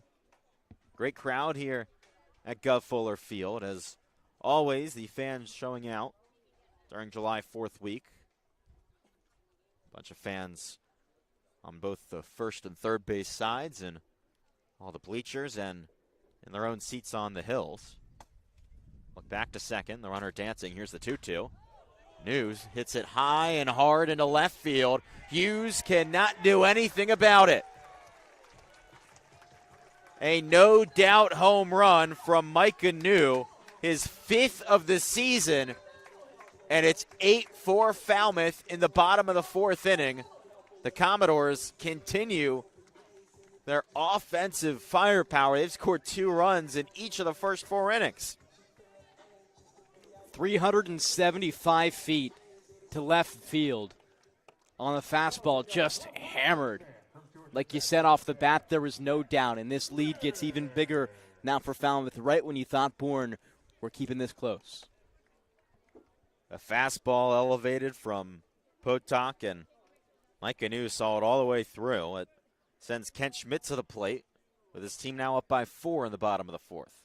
From the line, Potok fires, and Schmidt hits it hard into left field. Hughes going back in front of the track. He turns around and makes the catch for out number 2. But another hard hit ball over 90 miles an hour off the bat. And that sends Bear Harrison to the plate, the catcher. He singled into left field his last time up and then came in to score. Looking to give some more insurance to his pitching staff, because with how this game has gone so far, this lead definitely not safe. Potok from the line fires a strike on a fastball outside, 0-1.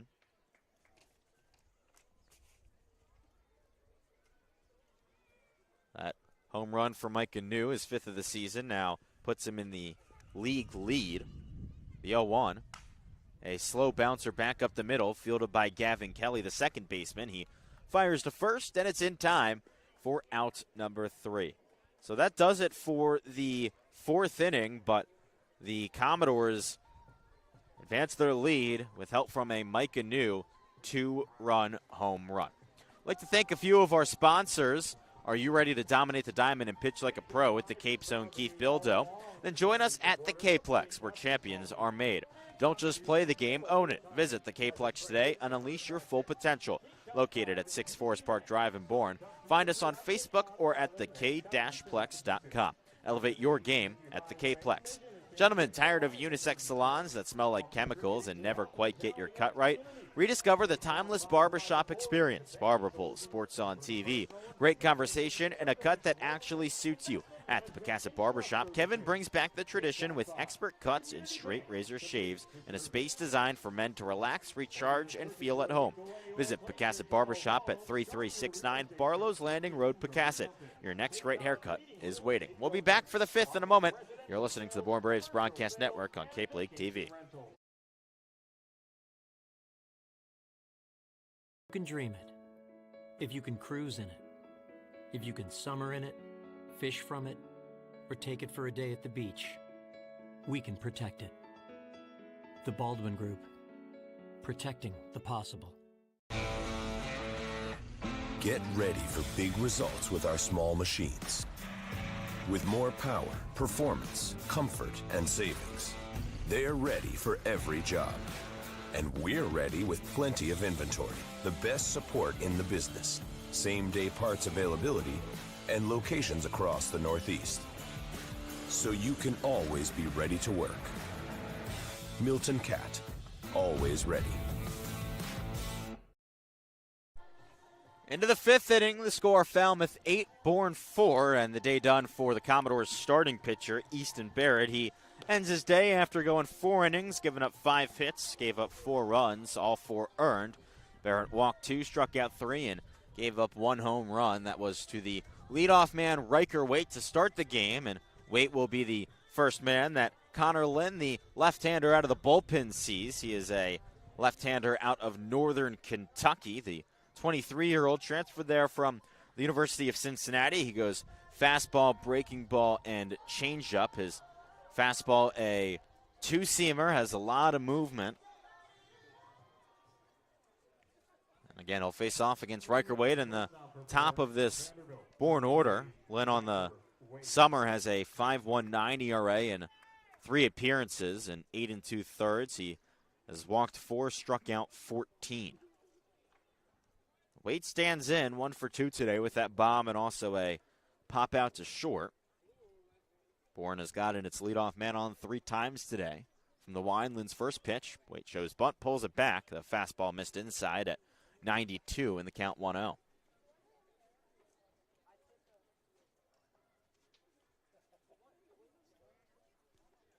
Lynn takes a long look in, now comes into the wind.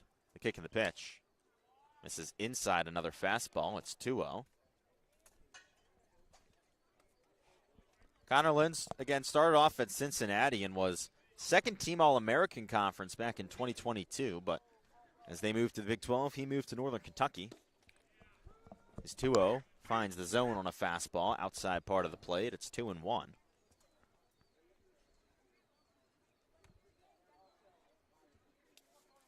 Lynn looks straight in, past his glove, and comes into the wind. Here's the pitch.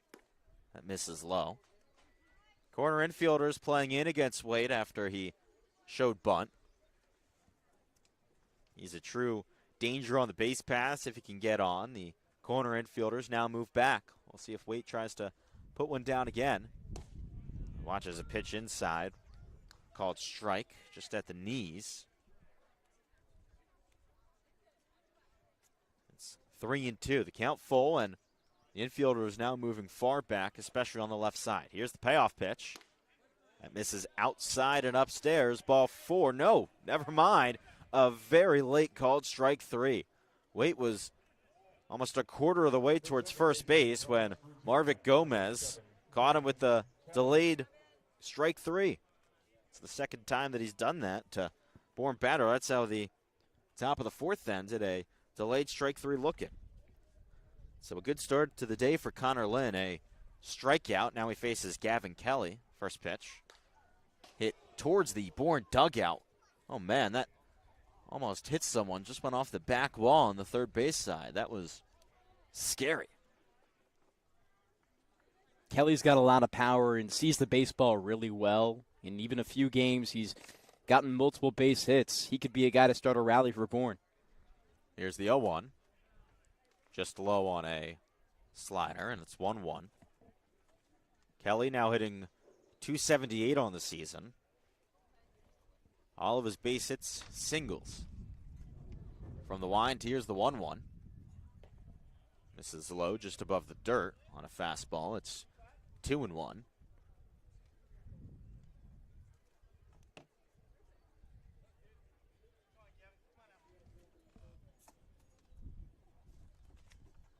Lynn gets a sign, comes into the wind. Here's the pitch. Misses low again on an off speed, and it's 2-1. Kelly in his freshman season at West Virginia had 6 doubles, 2 triples, 2 homers in 51 games. The 3-1 pitch. Hit hard towards the left side. The shortstop Lopez moves in, fires to first, and his throw is up the line. Gavin Kelly might have beat that out anyways. He is a very fast runner, but we'll see how that's officially scored. It would have been a close play. The throw was up the first base line. I imagine that being a base hit. An excellent put ball by Gavin Kelly in the gap. Was not an easy play by Lopez, and it is called a base hit. So the second infield single of the day for Gavin Kelly, and Kahio Aloy stands in. Walked and then came in to score in the last inning. First pitch. In for a strike. It's 0-1. Aloy 1 for 6 on the season. He struck out once. Hit into 3 ground outs and a pop out. The 0-1. Low and inside. It's 1-1. Bit of a surprise to see Aloy ground out as much as he is known usually as a power hitter. We've yet to see him really unleash himself with fair balls. I guess A couple hard hit foul. The 1-1. Big hack and a miss on a slider at the knees, and it's at 1-2. Gavin Kelly on first is a fast one. He has 1 stolen base this season on just 1 attempt. The left-hander Lynn looks over to him. Now looks to the plate. Here's the pitch. Fastball inside. It's 2-2. Bourne trails 4-8 here in the top of the 5th. Bravo scored 1 in the first, 3 in the fourth. Commodores have scored 2 in each inning. Connor Lynn looks over to first. Now to the plate. Here's the pitch. Swing and a miss. Throw into second is well late. It's a stolen base for Gavin Kelly, his second of the season, but Kahio Aloy does go down swinging, so it's out number 2. But a runner to second for the Braves, and Cade Lewis now stands in. Bourne's designated hitter, 1 for 2 on the day, singled his last time up and then came in to score on the Logan Hughes double. He's got a hit in all but 1 game this season.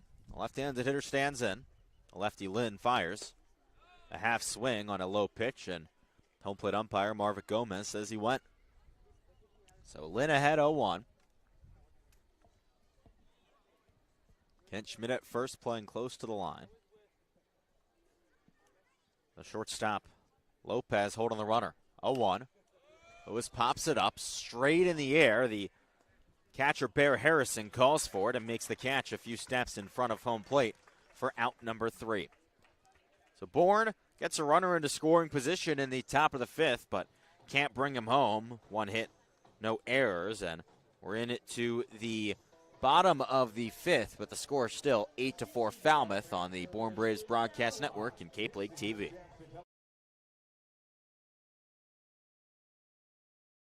Here at the Mass State Lottery, we're known for our monster wins.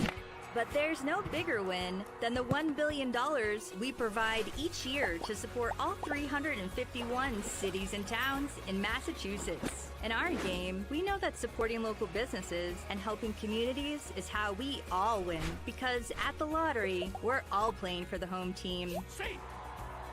The Mass State Lottery. Welcome to the state of winning. If you need to dig, lift, move, grade, clear, or cut, pump, weld, clean, light, and just about anything else, dial up the rental source for the newest and the most reliable equipment in New England. Staffed with equipment and construction experts, Milton Rents, your local source. You can make any bat feel lighter by adding a velo puck knob. Instead of having to go get a whole entirely new bat, you can simply add the puck to it. Players can use this with any bat. It's basically going to shift the weight of the bat a little bit more towards the hands. Players are able to hit the ball a lot harder just by simply adding the puck on.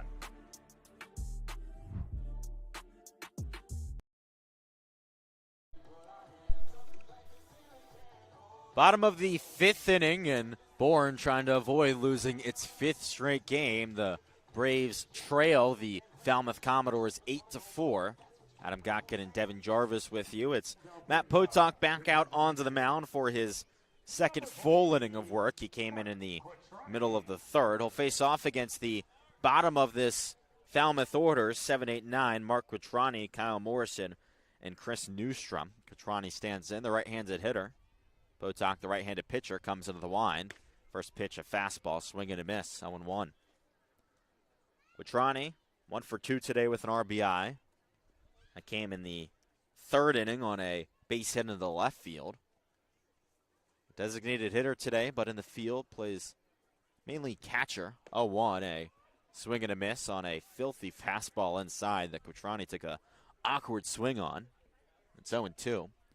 Quattrani transferring to the University of Notre Dame after spending a few years at Cornell, and a big pickup for the Irish after they lost their catcher. 0-2, swing and a miss, strike 3. So Quattrani goes down on 3 straight pitches, almost 3 identical pitches, all fastballs inside. It's a great start for Potok. So Kyle Morrison makes his way to the plate, the left fielder. He's reached on both of his plate appearances today, a single and a walk. He's already got an RBI and a run scored. First pitch to the left-handed hitter is bounced foul down the first base line and into the Falmouth bullpen.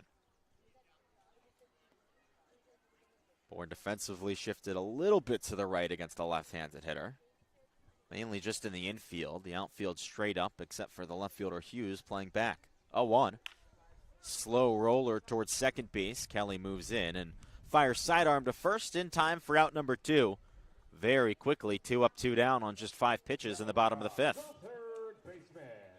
So that sends Chris Newstrom to the plate. Third baseman out of the University of Tennessee. He's the only Commodore to not reach base today. He struck out in the second and grounded into a 6-3 double play in the third. Matt Potok trying to get the first 1-2-3 inning of the day for this Braves pitching staff. First pitch, called strike on a fastball at the letters, 0-1. Bourne went down 1-2-3 in the third inning.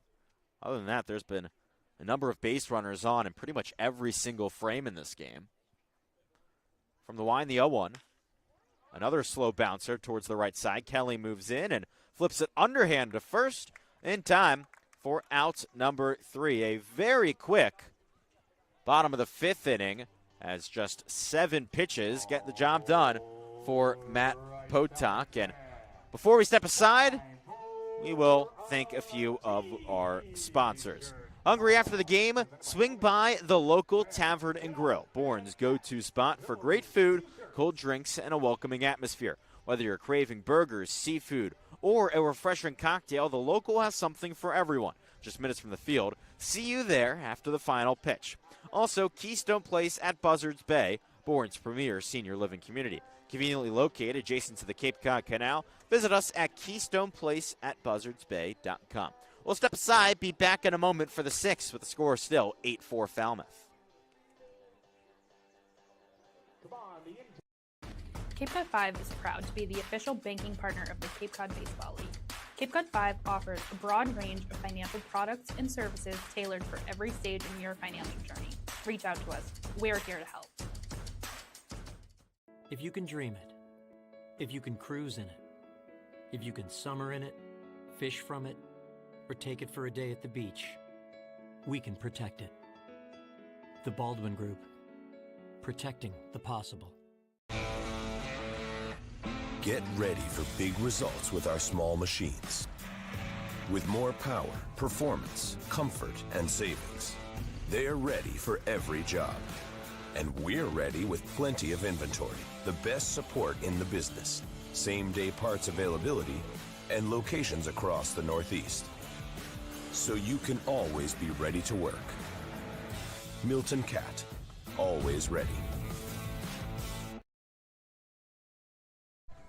Into the 6th inning, the score is still 8-4 Falmouth. Bourne will send the middle of the order to the plate. 5, 6, 7, Braden Holcomb, Logan Hughes, and Ryan Cooney. A loss today would be the 5th in a row for the Braves. That would be the first time that that's happened since 2018 when Bourne lost 6 in a row. That 2018 season was also the last time that the Braves have missed the playoffs. Bourne has missed the playoffs just 2 times since 2005, which means they've missed the playoffs just 2 times in both of our lifetimes. A pretty crazy thing.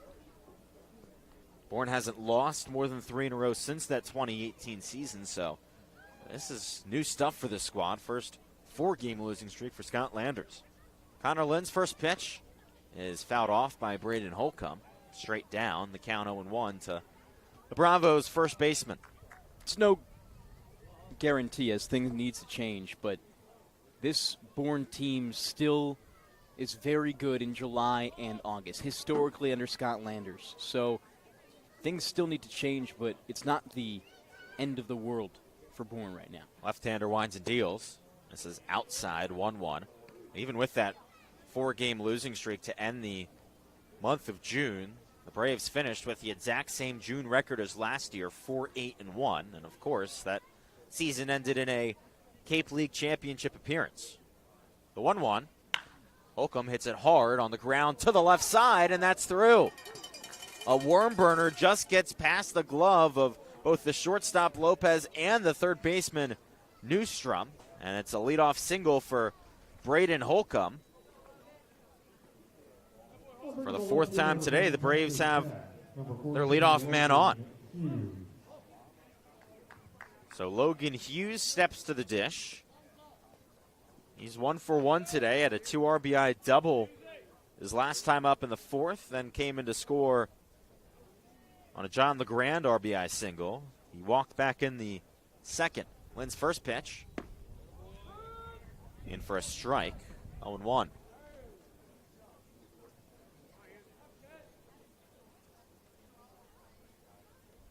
Holcomb at first is an active runner. The pitch. Looping off speed, a called strike inside part of the plate. It's 0-2. Braden Holcomb has stolen 5 bases this season. He's been caught stealing just once. Lynn, the left-hander, comes set. A long pause and the 0-2. Hughes skies it into left field. Morrison moves back a few steps and makes the catch for out number 1.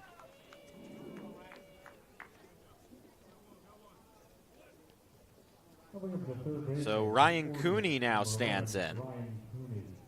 He's 0 for 2 today, but did reach on his first plate appearance by way of a fielder's choice. Bourne's offense still has been pretty solid today. All but one have reached. First pitch.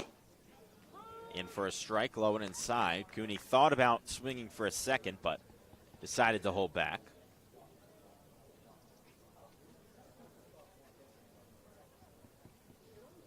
Lynn comes set and deals. It's a slow bouncer down the third base line, and it kicks foul into the grass, 0-2.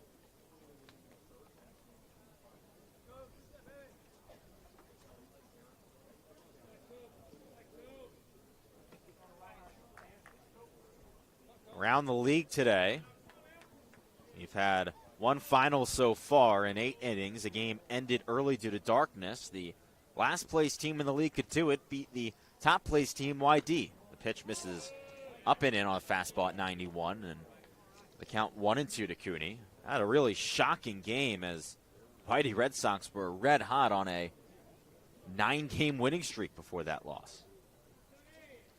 3 other games currently in action as the 1-2 is hit on the ground towards short. It takes a high hop into the glove, a 6-4-3 double play. Great throw by the second baseman Morales. That ball took a perfect hop into the glove of the shortstop Lopez, and a well-turned double play, the 13th of the season by the Falmouth defense, and Bourne goes scoreless in the top of the 6th, down 1-2-3 after the leadoff single. And we go into the bottom of the 6th inning with the top of the order due up for the Falmouth Commodores. We'll step aside, be back in a moment. You're listening to the Bourne Braves Broadcast Network on Cape League TV.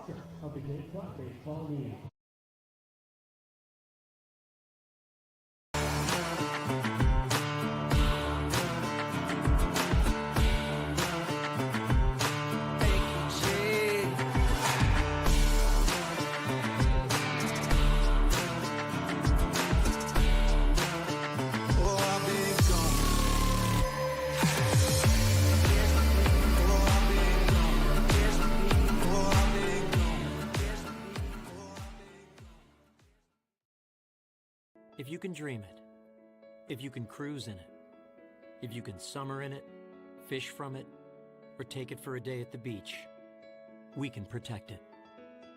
The Baldwin Group, protecting the possible.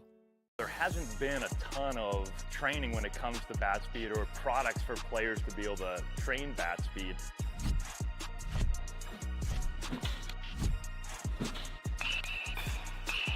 You can improve your bat speed and reach your goals working 10 to 15 minutes a day on this a couple of times a week. That's a no-brainer for every player.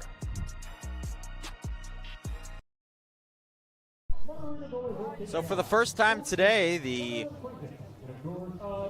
Bourne Braves didn't allow a run in the bottom of the 5th, and now they'll look to keep that going in the bottom of the 6th, and it's a new pitcher into the game for the Bravos, the right-hander out of North Carolina, Cam Seagraves. He comes in for Matt Potok, who finished up his first outing of the summer for Bourne and looked really solid in 3 innings. He gave up just 2 hits, did give up 2 earned runs, but didn't walk anyone and struck out 1.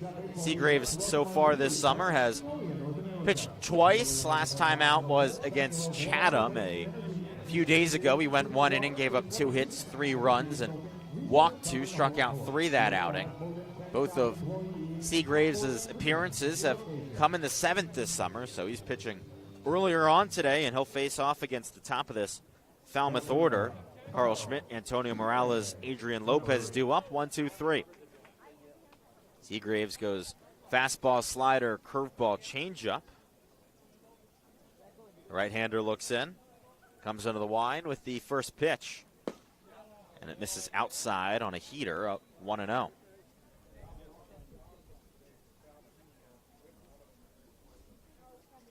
Seagraves had a ERA under 5 in his freshman year with North Carolina.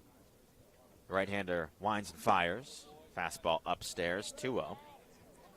Walks were his one issue, with 23 of them in 23 2/3, but the right-hander also struck out a number of batters, 34 in that span. 2-0. Fouled off down the first base line. That's good for a 12.9 strikeout per 9 for Cam Seagraves. Definitely nothing at all to complain about. He's got great strikeout potential, just unfortunately allows too many hits. 6'3" right-hander fires. Called strike, fastball at the knees. He's a 3 whip this year, and in his 2 appearances, a 15 .43 ERA. From the wide, here's the pitch. Swing and a miss. Strike 3. Nice job by Cam Seagraves to bounce back after falling down 2-0, and he starts his day with a strikeout.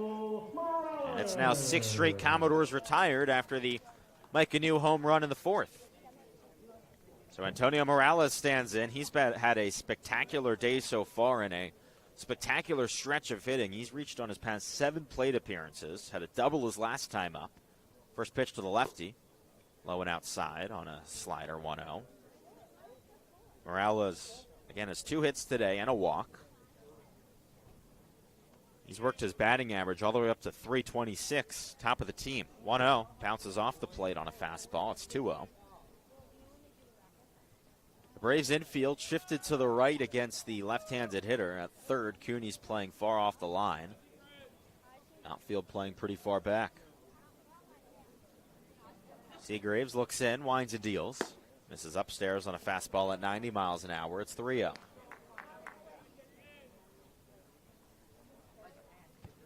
Other scores around the Cape.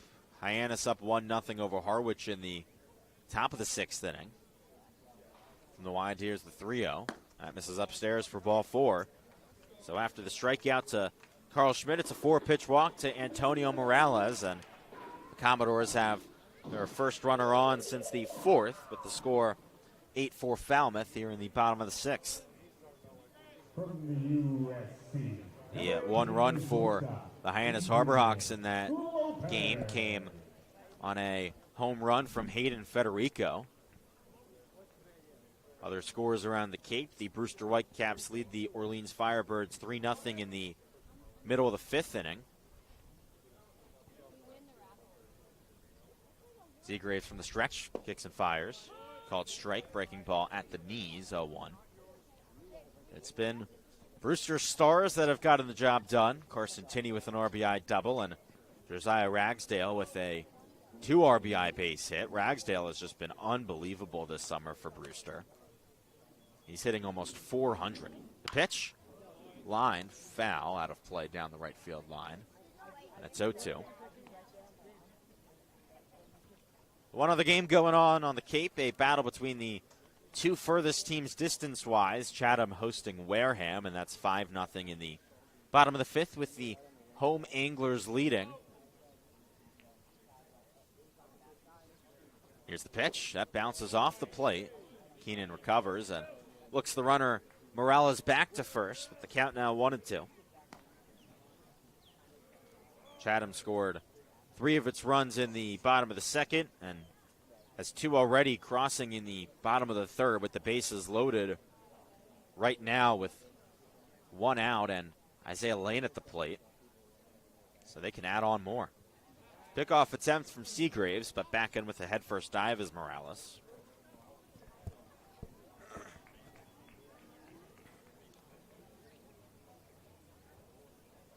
Seagraves set above the belt.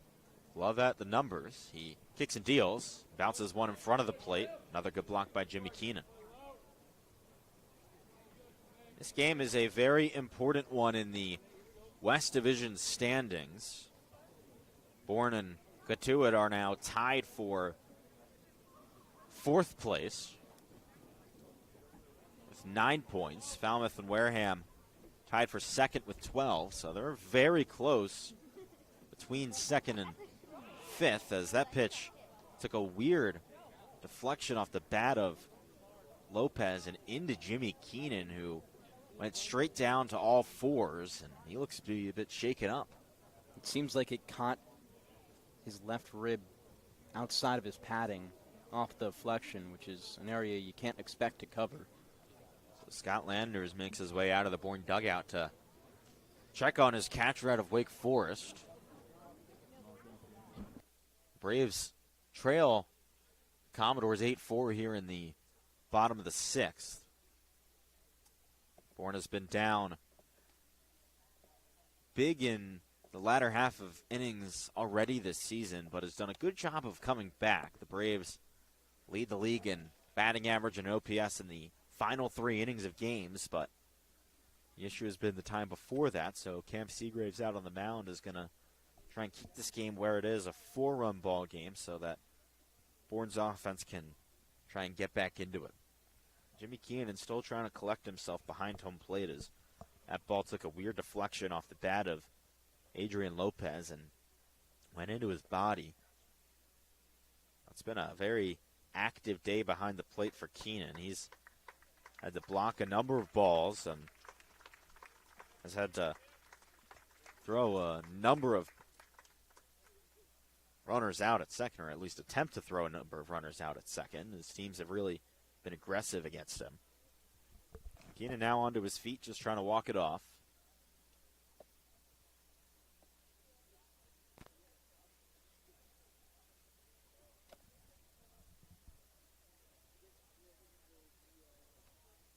He's still just collecting himself behind home plate with manager Scott Landers. Now Keenan puts his face mask back on, and we'll take a couple practice pitches from Cam Seagraves. Looks to be just okay as we are set to get back going here with runner on first base, Antonio Morales, and one out in the bottom of the sixth. The score 8-4 Falmouth. Adrian Lopez, the shortstop, who's 1 for 3 today with an RBI single into left field, is ready to stand back in with the count 2-2.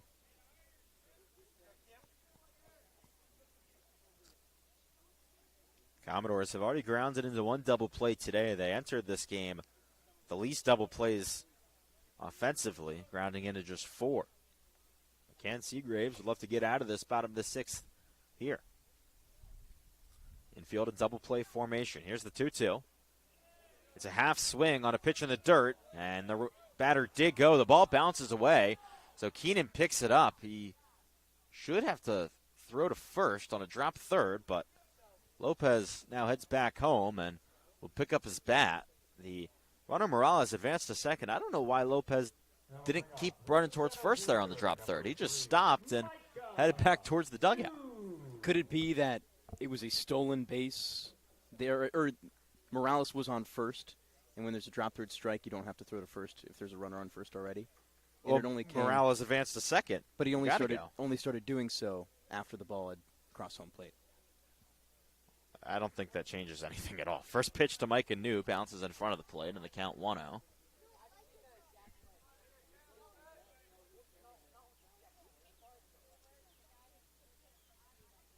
Morales, who's in scoring position, has already crossed home twice today. He's scored 10 runs this season. Mike Anu leads the Commodores with RBIs. He's got 13. Pitch misses low, and the count 2-0. Last time to the plate was a home run into left field.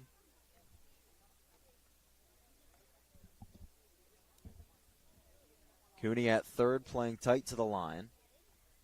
Kelly at second, holding Morales on the back. Seagraves looks back to second and deals. Another bouncer off the plate. It's 3-0 to Mike Anu.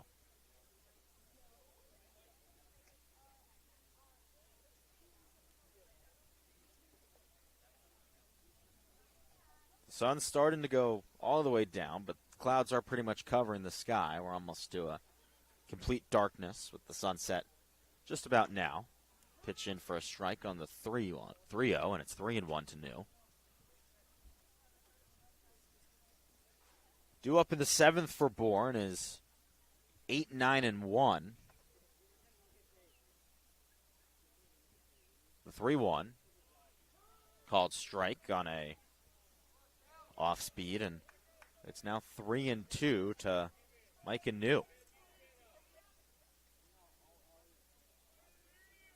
The right-hander out of North Carolina comes set. Looks back to second. Now to the plate. New sends it very high in the air to left field. Hughes back to the wall, and he makes the catch with his back up against the wall for out number 3. That ball carried very far, but Mike Anu just got a little bit too far under it and popped it up. So Cam Seagraves gets out of the bottom of the sixth, giving up no runs, no hits, one runner left on, and Antonio Morales, who reached on a walk. And We will send things to the 7th inning. The score still 8-4 Commodores on the Bourne Braves Broadcast Network and Cape League TV.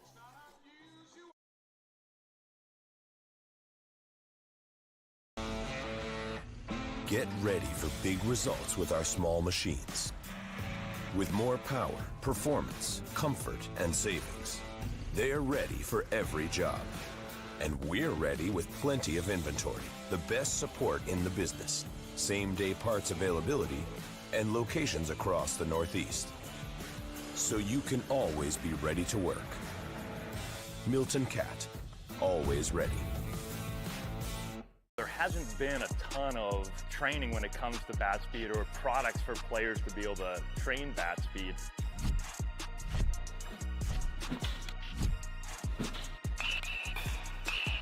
You can improve your bat speed and reach your goals working 10 to 15 minutes a day on this a couple of times a week. That's a no-brainer for every player.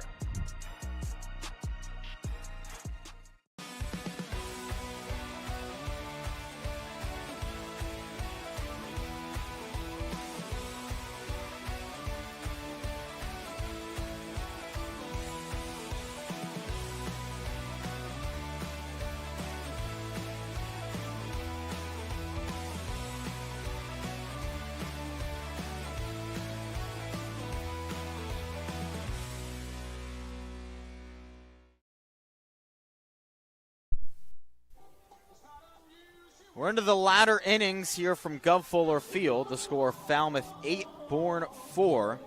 Bravos send 8-9-1 to the plate. It's John LeGrand, the left-handed hitter out of St. John's, who will lead things off. Connor Lynn, the left-hander for Falmouth, back out onto the mound. He's into his 3rd inning of work. Hasn't given up any runs, but has given up a pair of hits and worked his way out of it. John LeGrand, his last time to the plate, got an RBI single against the Falmouth starter, Easton Barrett. Hands high in a stance, the first pitch. This is outside on a fastball, the count 1-0.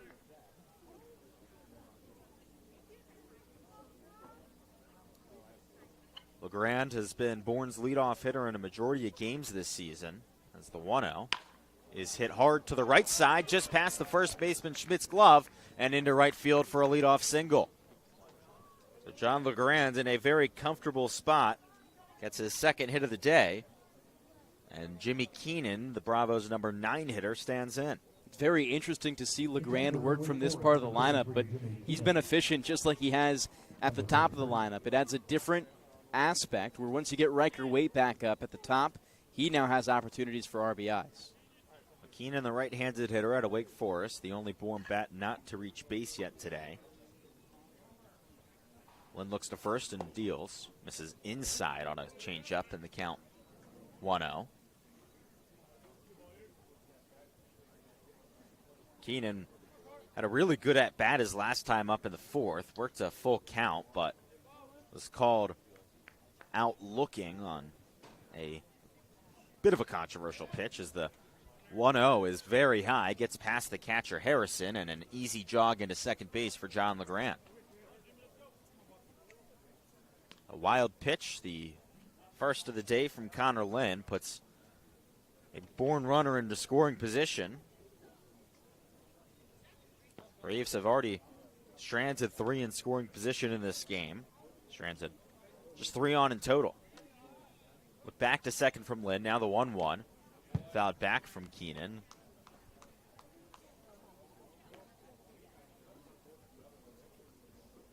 Now the count actually should be 2-1. They say 1-2 on the scoreboard, but the home plate umpire Marvin Gomez does correct them, and yeah, they corrected out on the scoreboard just above the fence in left field. It's 2 balls and 1 strike with no outs here in the top of the 7th, and Braves trailing by 4, but looking to kickstart a rally. Lynn looks back to second. High kick in the pitch. In for a strike, off speed right down the middle, and it's 2-2 to Keenan. John LeGrand has scored 8 runs this season. That leads Bourne. A 9th would make it a 3-run ball game with the top of the order up next for the Braves.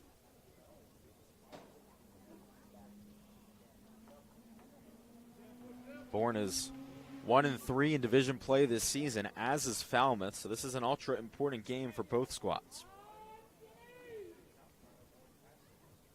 Lynn deals. Keenan hits it hard into left field. That gets down. LeGrand gets the stop sign at third.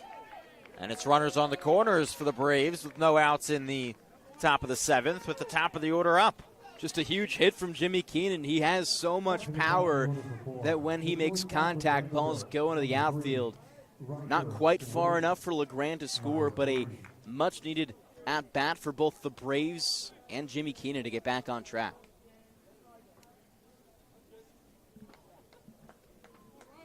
So Riker Waite stands in. Bourne's leadoff hitter led off the game with a home run, but since then, 0 for 2 with a pop out and a strikeout looking. The ball in play would bring home a run. He puts the bunt down, and it's fouled to the backstop. Count 0-1. Trying to apply the squeeze. You got the two fastest guys on the team at home and at third base. And if LeGrand's ahead of it, he could easily make this from 4 to a 3-run deficit. That base hit for Jimmy Keenan was his first in just over a week. So big if he can get going again for Bourne. The 0-1 to Waite. Bounces off the plate and into the chest protector of the catcher, Harrison. It's 1-1.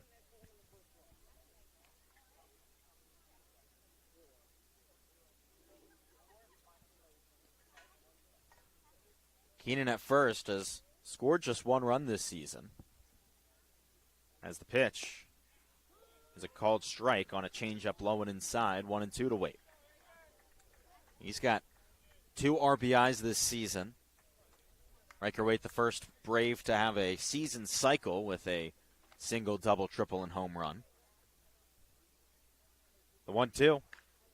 Off the end of the bat, it drops just in front of second base. The throw to first is in time for the out. Not sure why Adrian Lopez didn't even try and flip it to second for the double play. He just gets the out at first. So Keenan does advance to second, and Bourne is 2 in scoring position for Gavin Kelly. A pretty productive at-bat for Riker Waite to move the runner over. Yeah, Riker Waite does his job, almost a swinging bunt right there. Keenan easily could have been out at second, hesitated for a moment as he didn't know if it was going to be caught. Gavin Kelly stands in. He's 2 for 3 today. First pitch misses upstairs. They appeal to the umpire at second base, Rich Antonio, and say Kelly did not offer. Both of Gavin Kelly's hits today have stayed in the infield. The 1-0. Another breaking ball low and inside. It's 2-0. Kelly has 1 RBI this season. That came back in his debut. Here's the 2-0. Called strike on a fastball low and outside, paints the corner. It's 2-1. 2 in scoring position for the Braves. You're in the top of the 7th inning. The road squad down by 4. The lefty Lynn comes set. Here's the pitch. Another bouncer in front of the plate. It's 3-1. Bourne offense has been successful today. They lead in the hits category 9-8, but need to bring these runners home.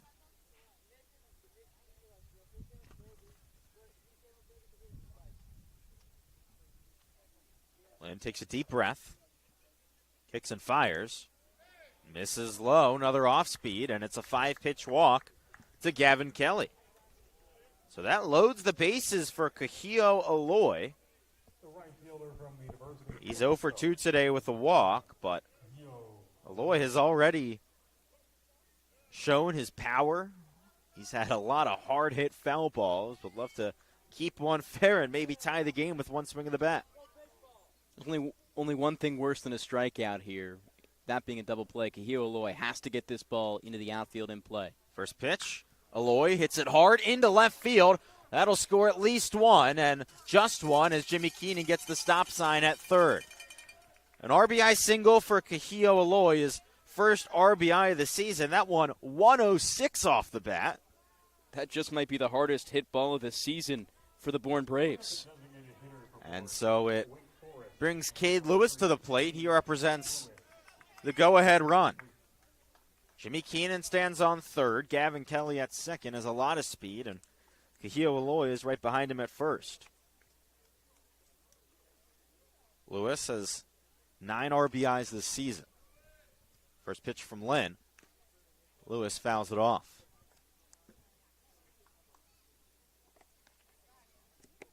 Lewis leads Bourne in doubles with 4, but still searching for his first homer. He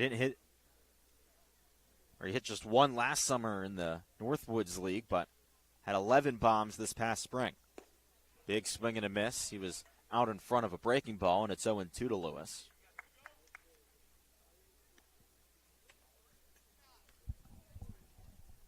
Would love to get into double-digit RBIs in the season on this at-bat. Ducks all around the pond. Braves down by 3 with 1 out here in the top of the 7th. The kick and the pitch. This is outside, breaking ball, and it's 1-2.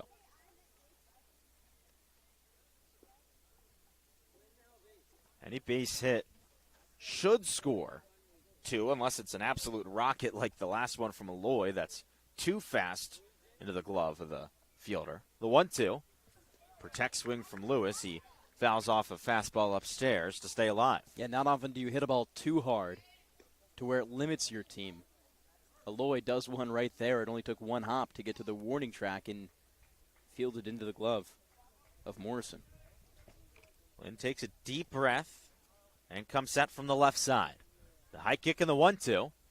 Fouled off by Lewis. He continues to stay alive.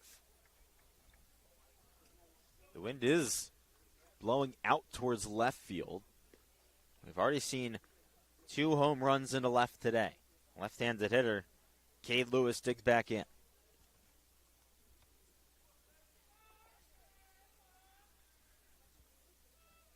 Lynn comes set. Bases loaded. 1 out. The 1-2. Broken bat back up the middle. Caught by the shortstop Lopez. He flips to second. And Gavin Kelly gets back in time. That was a bit scary. Almost a double play on the hit back up the middle. So it's now 2 gone for Braden Holcomb. Holcomb had his first hit in a few games his last time up. A right-hander getting loose in the Falmouth bullpen. It's Joe Sabbath. But Connor Lynn wants to get out of this himself. Holcomb also still looking for his first homer this summer, but he hit 9 this past spring and 3 last year for the Braves. First pitch. Misses low and gets past the catcher. Keenan on his way home, and he scores without a play. Wild pitch from Connor Lynn brings home a runner. Both runners advance. Gavin Kelly to third, Kahio Aloy to second. And with that, now a base hit could potentially tie this game.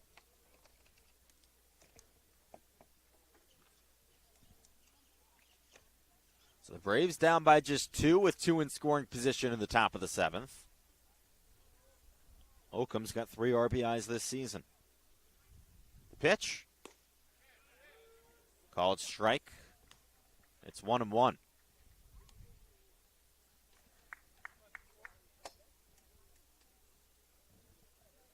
Holcomb had a lot of big home runs this past season for Vanderbilt. A lot of his bombs came in big moments as the 1-1.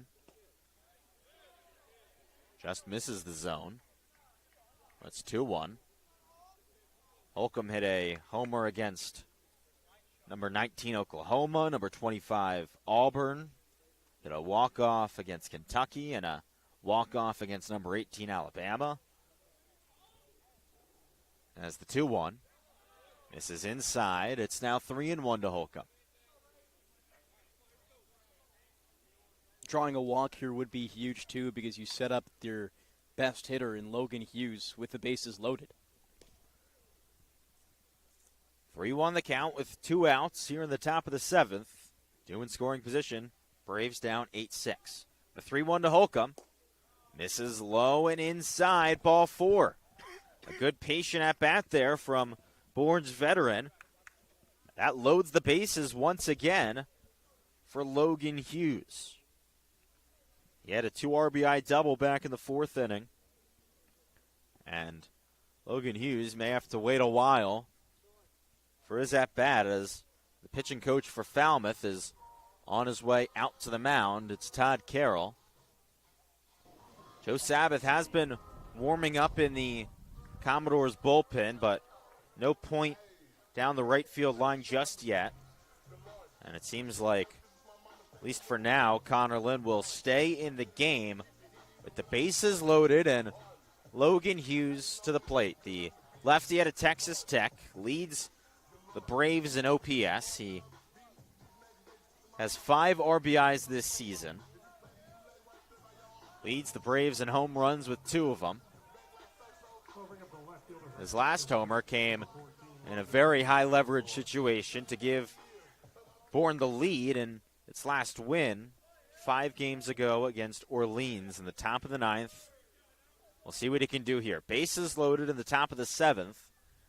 Braves down by 2, but a base hit could tie this game. Braden Holcomb at first is the go-ahead runner. He's got a ton of speed. Connor Lind, the lefty, comes set. First pitch to the left-handed hitting Hughes is in for a strike. Off speed right down the middle. It's 0-1. Kelly at third, Aloy at second, Holcomb at first. Lind comes set in the stretch. Here's the pitch. Towards the right side, and that bounces away from the first baseman. Throw to first is late. No, in time. Oh, man. I thought that Logan Hughes beat that out, but a great job by the pitcher, Connor Lind, to cover. And that is out number 3. The Braves were so close once again on a play at first base to continuing the game, but it is out number 3. And we'll go into the bottom of the 7th inning with the score still 8-6. You're listening to the Bourne Braves Broadcast Network on Cape League TV. Here at the Mass State Lottery, we're known for our monster wins.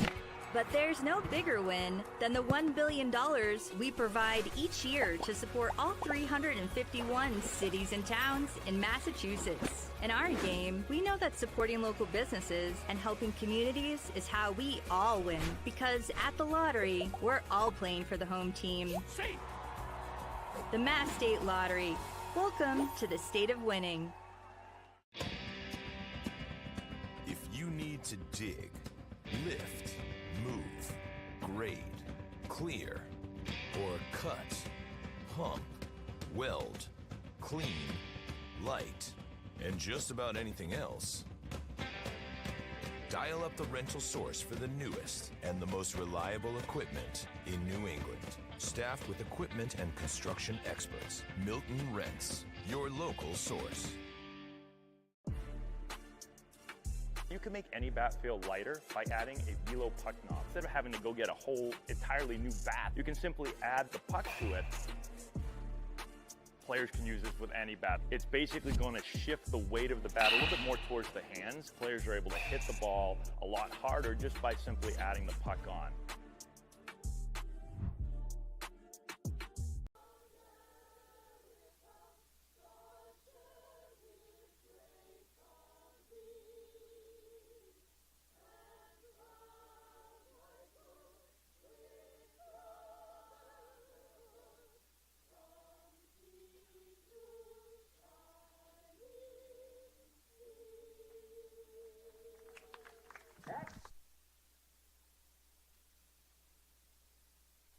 Well, an absolutely excellent rendition of America the Beautiful as we're into the bottom of the 7th inning with the score 8-6 Falmouth. Cam Seagraves will head back out onto the mound for Bourne for his 2nd inning of work. He put the Commodores down facing 4 in his first. Got 2 strikeouts and a flyout with a walk in between.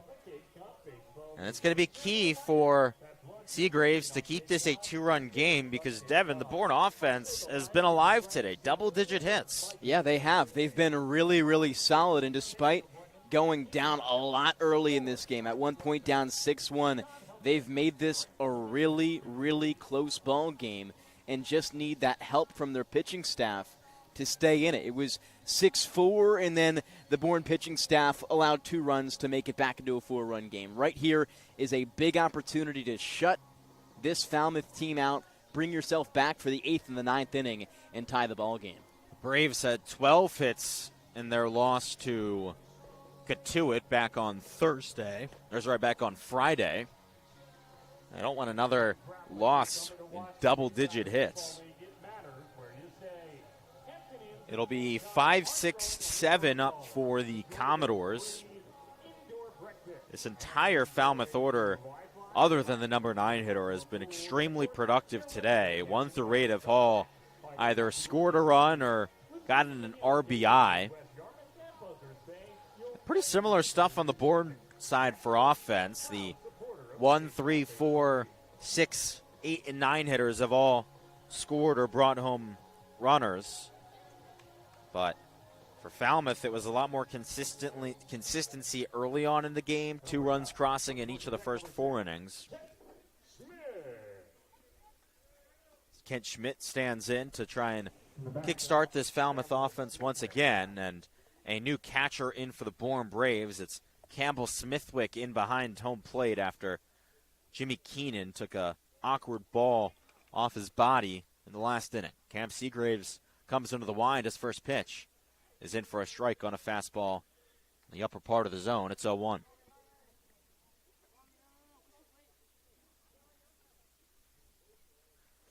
An impressive job by Jimmy Keenan to get that base hit and come into score in the last inning after getting hit, as the 0-1 is sent very high in the air towards right field, and Aloy can't find it in the sky. He eventually does. Luckily, that ball landed right where he was standing. John LeGrand ran all the way over and ran into Aloy because he straight up lost that ball, just put his glove in the air, and luckily, ball found glove. I was thinking we were about to see a Griffey Sr., Griffey Jr. type of action from John LeGrand right there, but good for Aloy to set the initial read correct. This fog has come in just a little bit more than where it was at the start of the game, but the combination of the fog and the darker sky makes the balls hard to see. First pitch to Bear Harrison. A fastball outside in the count 1-0. Yeah, with the clouds low and the dark sky, the ball just completely disappears when it's hit in the air. Seagraves looks in. Here's the 1-0. Swing and a miss. 1-1. Can be really tough for these outfielders to find the ball, especially if they don't see it right away, to then find it once it's already up in the air. It's a very difficult task. The 1-1. Swing and a miss on a looping breaking ball up in the zone. It's 1-2. And then adjust for the wind, too. It's been blowing really, really fast all day. And we've seen pop flies look like they could be home runs because of it. About 7-mile-an-hour winds, 15-mile-an-hour gusts. The 1-2 bounces off the plate, and the count 2-2. It's been blowing out towards left field all game long. That's where both home runs were. Riker Waits in the first for Bourne, and Micah News in the fourth for Falmouth. Seagrave shakes off his first couple of signs, and now comes set. From the wind, here's the 2-2 offering. Swing and a miss, strike 3. Slider well low and outside of the zone, but Bear Harrison couldn't hold up, and quickly it's 2 up, 2 down for Cam Seagraves. It's his third strikeout, and it brings up Mark Quattrani, who is 1 for 3 today with an RBI single into left field. As I was mentioning during his last at-bat, Quattrani's going to Notre Dame next year, and it's a big get for the Irish as they just lost Carson Tinney to the transfer portal into Texas. That's Brewster's catcher. First pitch to Quattrani. He sends it sky high into center field. LeGrand looks up trying to find it in the clouds. He does at the last second and makes a diving catch for the third out. Oh, these last couple innings could be fun because those fly balls are disappearing. We're into the 8th with the score 8-6 Falmouth. But before we step aside, we would like to thank a few of our sponsors. Are you ready to dominate the diamond and pitch like a pro with the Cape's own Keith Bildo? Then join us at the Capeplex, where champions are made. Don't just play the game, own it. Visit the Capeplex today and unleash your full potential. Located at 6 Forest Park Drive in Bourne, find us on Facebook or at thek-plex.com.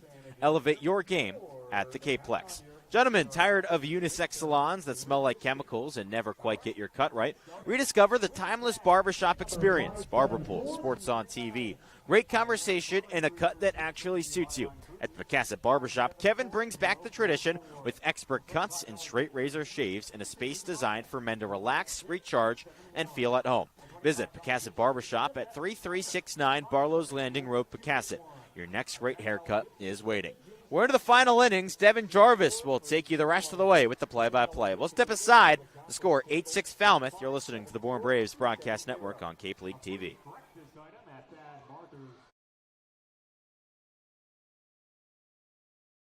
Cape Cod 5 is proud to be the official banking partner of the Cape Cod Baseball League.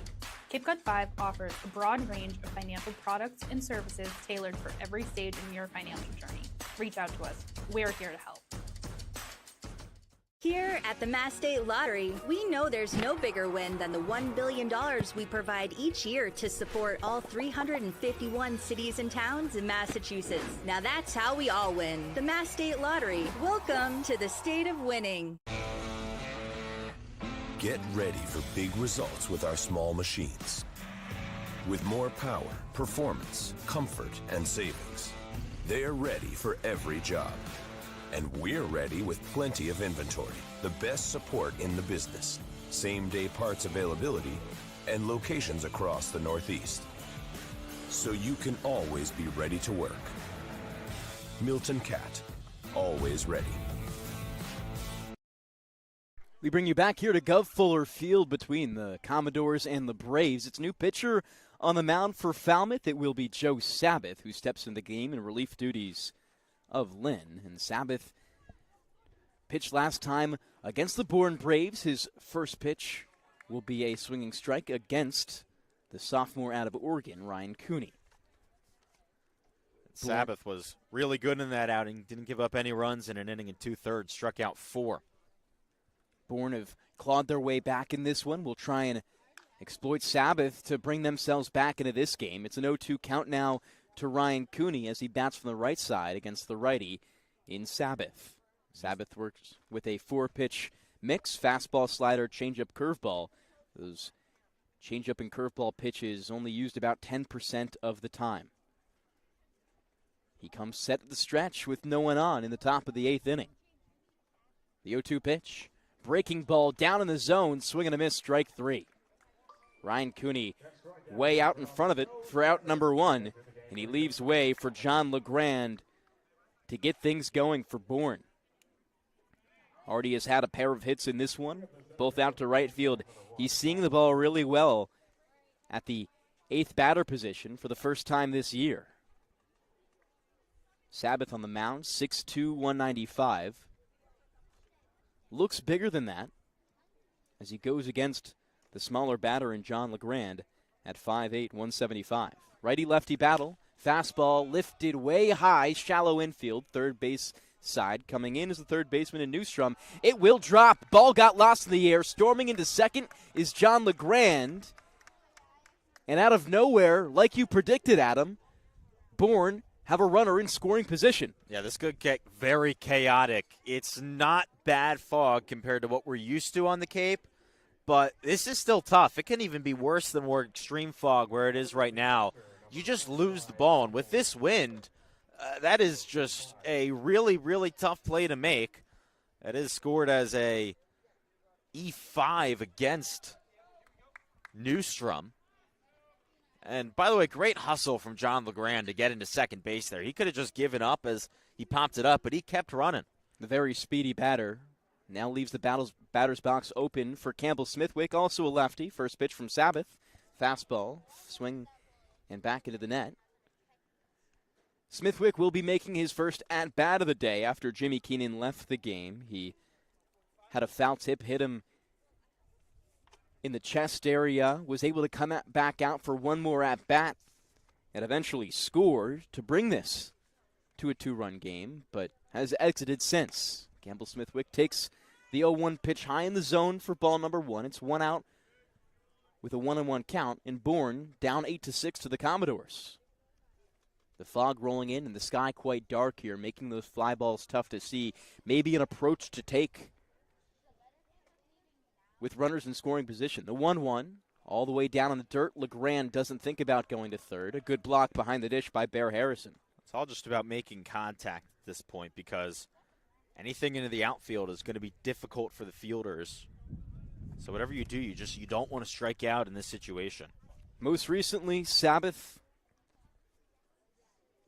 out in Rhode Island was All-Atlantic 10's second team as he pivots on his right foot and throws to second base, attempting to catch LeGrand. It is late, and he returns to the hill. He was the closer for the Rams in his sophomore year, had 8 saves leading the entire pitching staff. He comes set from the stretch, has his glove and arm at the belt. Kick and deal in the 2-1. Swinging a high fly ball, it will be out of play to the left side. 2 balls, 2 strikes, 1 out in the 8-6 ball game. Game-tying run at the plate in Campbell-Smithwick. Bourne have 6 runs on 10 hits. They've been very potent offensively today. 3rd in the league in batting average. Another pirouette and throw to second. It is lobbed in by Sabbath, and the tag by Lopez is delayed. Sabbath has been the top guy out of the bullpen this summer for Falmouth. Jared Saltzlamakia using him like you'd use a more traditional reliever. His 5th appearance in less than 15 games. The 2-2. Fastball high cut by Smithwick. Swing and a miss, strike 3. So Sabbath has put 2 down by way of K here in the 8th inning.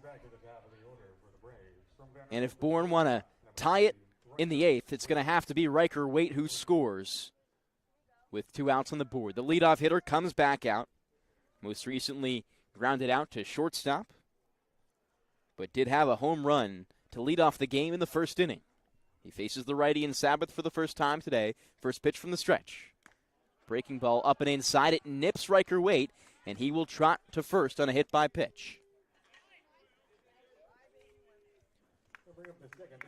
Riker Waite, known for getting on base in any way. It was the first game of the season where there wasn't much to know about him, with not a lot of playing at Vanderbilt in his freshman year, but he came out, had a sacrifice fly, a walk, a hit by pitch. He kind of did it all to get on base. Now he leaves way for Gavin Kelly from the right side. Sabbath for his first pitch against Kelly. Breaking ball in there for strike 1. Got to bring home at least 1 here. Bourne left the bases loaded in the last inning. They've stranded 5 in scoring position in this game. It's LeGrand on second, who got on there with an E5. And Riker Waite at first. 2 speedy batters. Second pitch, a swing and a foul ball behind the netting. And Gavin Kelly, who's maybe been the best offensive player for Bourne today, if you exclude RBIs, has 2 hits, has gotten on 3 times. He's been a very good top-of-the-order hitter for this Bourne team against Falmouth. It's an 0-2 count from the stretch. He kicks and deals. Breaking ball, hard hit ball to center field. New, not having to move, makes an easy basket catch. And will send Bourne back to the dugout with no runs. We take a break here in the middle of the 8th inning and send back out the pitching staff for Bourne, as they're going to have to keep this game to a limit. It's a 2-run lead for the Falmouth Commodores. As we send to a break, you're listening to the Bourne Braves Broadcasting Network on Cape League TV.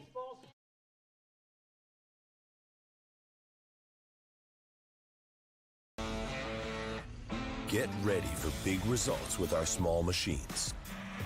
With more power, performance, comfort, and savings. They're ready for every job.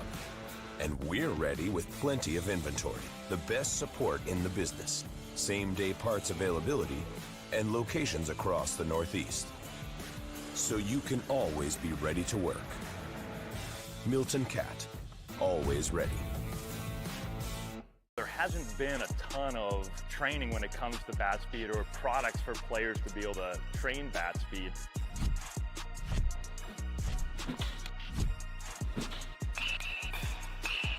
You can improve your bat speed and reach your goals working 10 to 15 minutes a day on this a couple of times a week. That's a no-brainer for every player.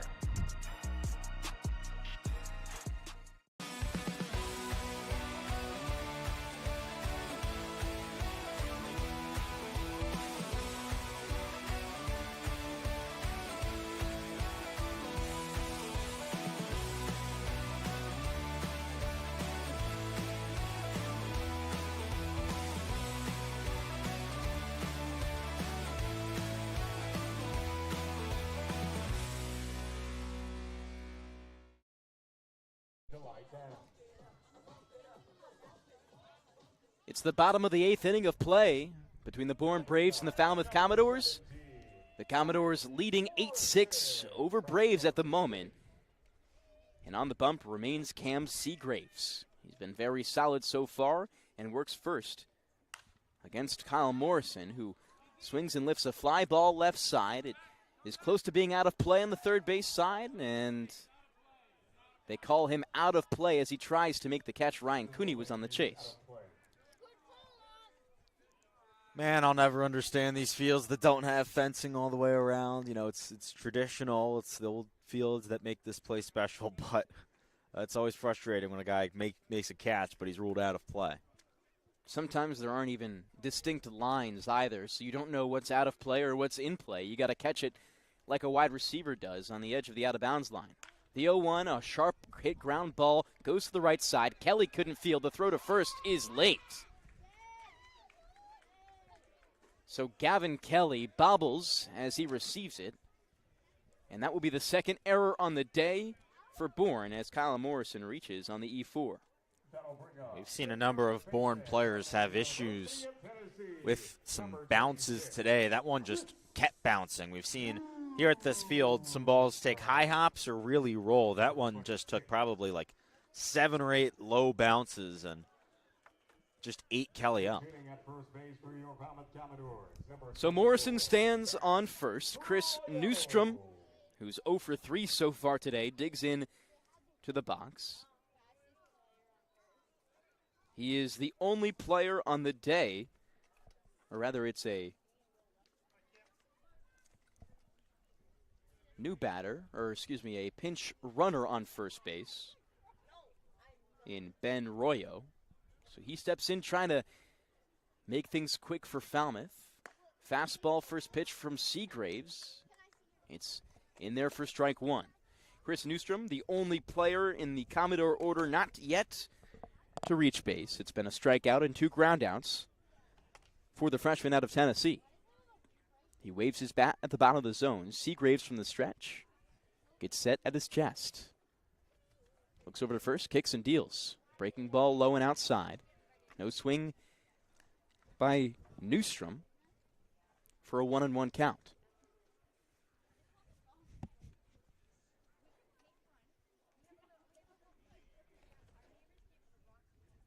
Seagraves from the bump.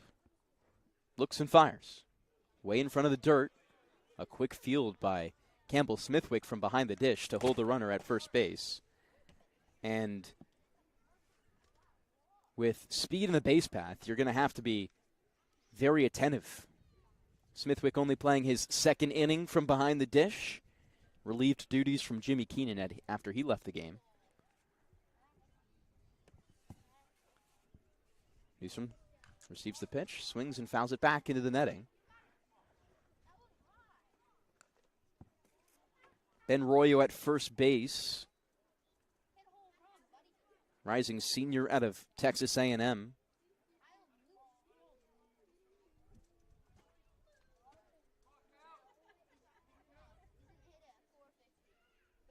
Not a huge threat in the base paths, but we'll see what he can add for the Commodores. The 2-2, breaking ball just low of the zone. It's a full count here against Newstrom. Next in the order is the top of the order, Carl Schmidt and Antonio Morales. Each of those two have scored twice.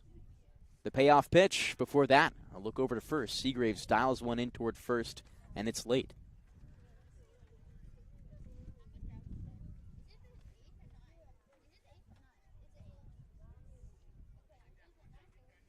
The Commodores haven't had a hit since the fourth inning. Need one here from Newstrom or the rest of the order to keep things moving. The 3-2, swinging a foul ball back into the netting.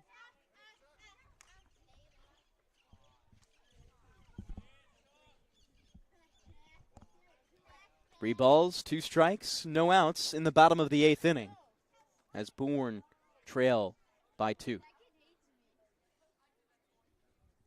Seagraves looks at his wrist. Shakes off the first 2. Now comes set.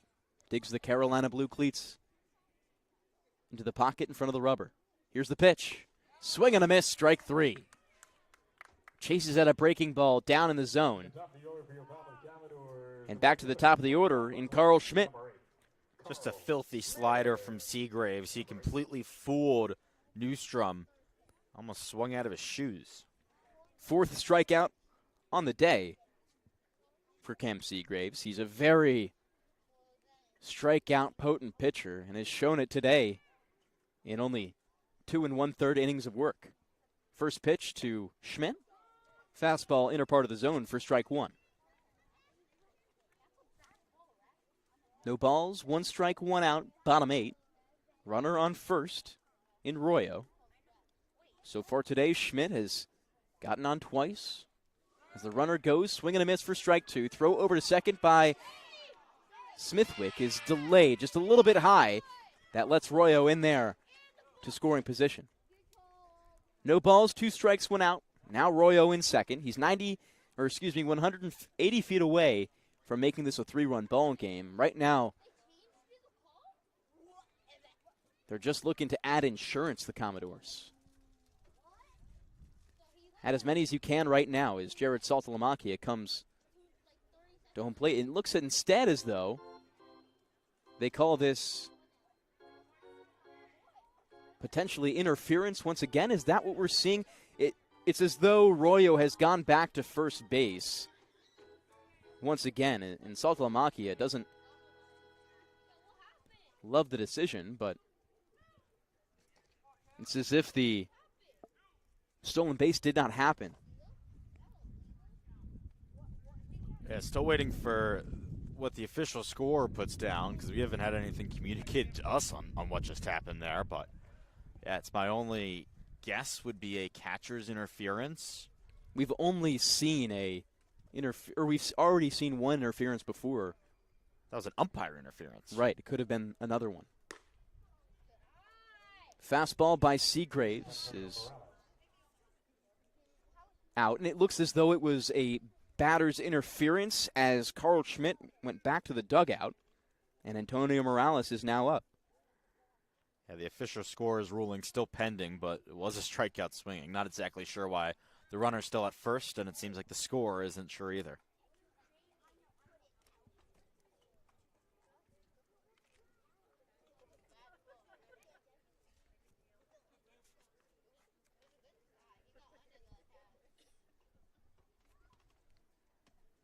Next pitch to Morales. High fly ball left field. Back on his horse is Hughes. He will make the grab at the warning track for out number 3. And Bourne keep it to a 2-run game. It's their final opportunity to force extras here in the top of the 9th. When we come back, Hio Aloy leads off. And just a moment before we go, hungry after the game? Swing by the local tavern and grill. Bruin's go-to spot for great food, cold drinks, and a welcoming atmosphere. Whether you're craving burgers, seafood, or a refreshing cocktail, the local has something for everyone. Just minutes from the field. See you there after final pitch. Also, Picassett Hardware, your hometown hardware store. Whether you're fixing up the house, tackling a weekend project, or just need expert advice, Picassett Hardware has you covered with top-notch service for all the tools you need. Conveniently located in the heart of Picassett, stop by and see why they're Cape Cod's favorite. Picassett Hardware, where community and quality come together. Stay tuned on the Cape League TV and Bourne Braves Broadcasting Network for the top of the 9th when we come back.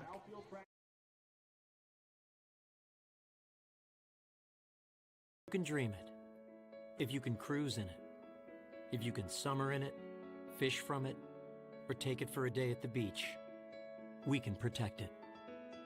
The Baldwin Group, protecting the possible. Get ready for big results with our small machines. With more power, performance, comfort, and savings, they're ready for every job. And we're ready with plenty of inventory, the best support in the business, same-day parts availability, and locations across the Northeast. So you can always be ready to work. Milton Cat, always ready. There's one more opportunity for the Bourne Braves to force extra innings. They're down by 2 runs to the Falmouth Commodores here at Gov Fuller Field on Cape League TV and the Bourne Braves Broadcasting Network. Great to have you with us as Kahio Aloy will lead things off for Braves. They face Joe Sabbath here, and Aloy, a very dangerous right-handed hitter who swings at 1,000,000 miles an hour, essentially, will have a chance to crack it open for Bourne. He's already had a solid shot before. Drove in a run earlier, just 2 innings ago, and takes a first pitch strike.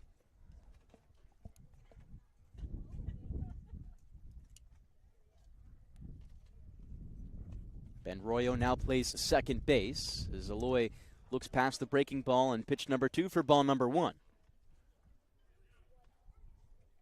So Morales will move out, and Sabbath on the mound will look to end this game with Aloy, who swings and drives a ball into left center field. That will drop once and into the glove of Kyle Morrison. Another well-hit ball by the Arkansas product to get a single and get the rally going for Bourne. That's actually Carl Schmidt now in left field with all these defensive changes. He went from left to right, and Antonio Morales, who was at second, went into right field as Royo went in and went into second. So a lot of defensive changes. Unfortunately, they don't tell us. We just have to try and hope and see. So Carl Schmidt in left, Antonio Morales in right, Ben Royo at second base. And a new batter for Bourne in Cade Lewis. A first pitch strike from Sabbath will make it an 0-1 count.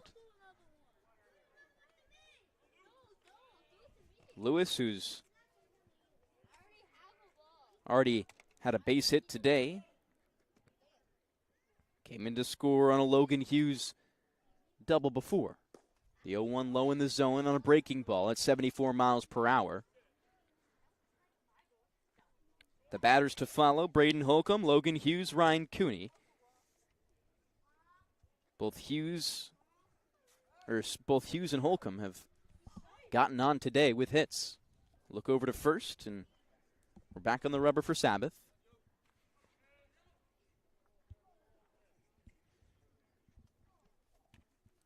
From the stretch, Sabbath works and deals. Lewis lifts a ball deep into left field. It will be an easy grab for Carl Schmidt in left as he tosses it back in. Aloy goes back to first, and Lewis back to the dugout. It's a 2-run ball game in the top of the 9th inning. 1 out on the board, and Braden Holcomb to dig in to the righty's batter's box. He said back-to-back, really good at bats. A single back in the 6th, a walk back in the 7th. You could see him developing a little bit more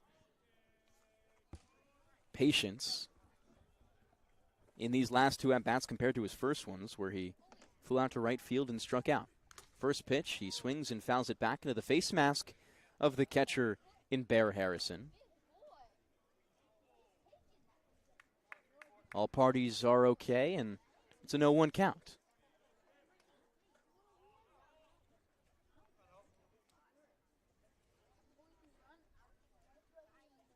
Holcomb steps in, crowds the plate from the right-handed batter's box. Sabbath on the bump, deals. High and inside, Holcomb lifts his elbows to take ball 1.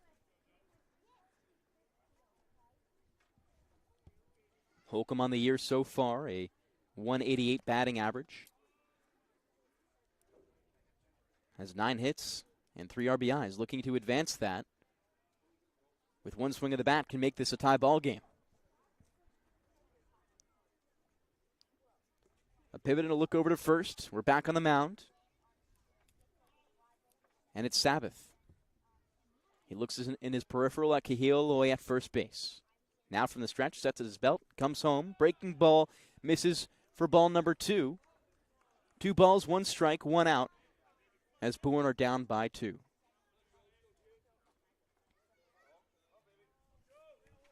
This Falmouth team hasn't scored a run since the 4th, and Bourne have played their best offense in the last couple innings. The 2-1 inside, and a great eye by Holcomb has brought him to a 3-1 count.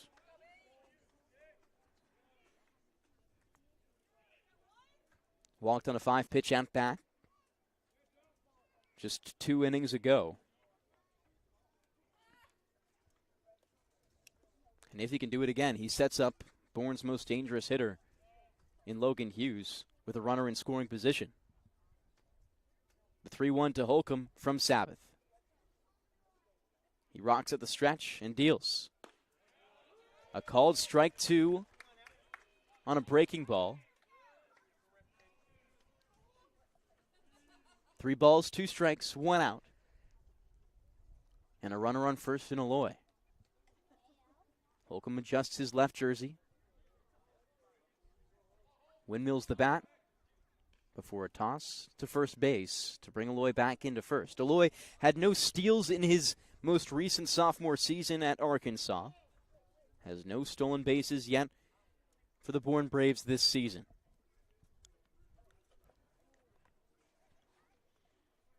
Here's Sabbath from the first base side of the rubber, dealing. Swing and a miss, strike 3. Holcomb couldn't catch up to the fastball. And now it's the last hope for Bourne. If Logan Hughes does not score in this game, we will not see a bottom of the 9th inning. Hughes already today has a walk and a double to score 2. Drove in Aloy and Lewis back in the 4th inning. Lewis will look to keep Bourne's hope alive. First pitch low. Fastball misses and makes it a 1-0 count. Bourne on a 4-game losing streak right now, have not seen a 4-game losing streak, and the 5th loss could be their longest since 2018. 1-0 watch by Hughes, not a strike. It's a 2-0 count.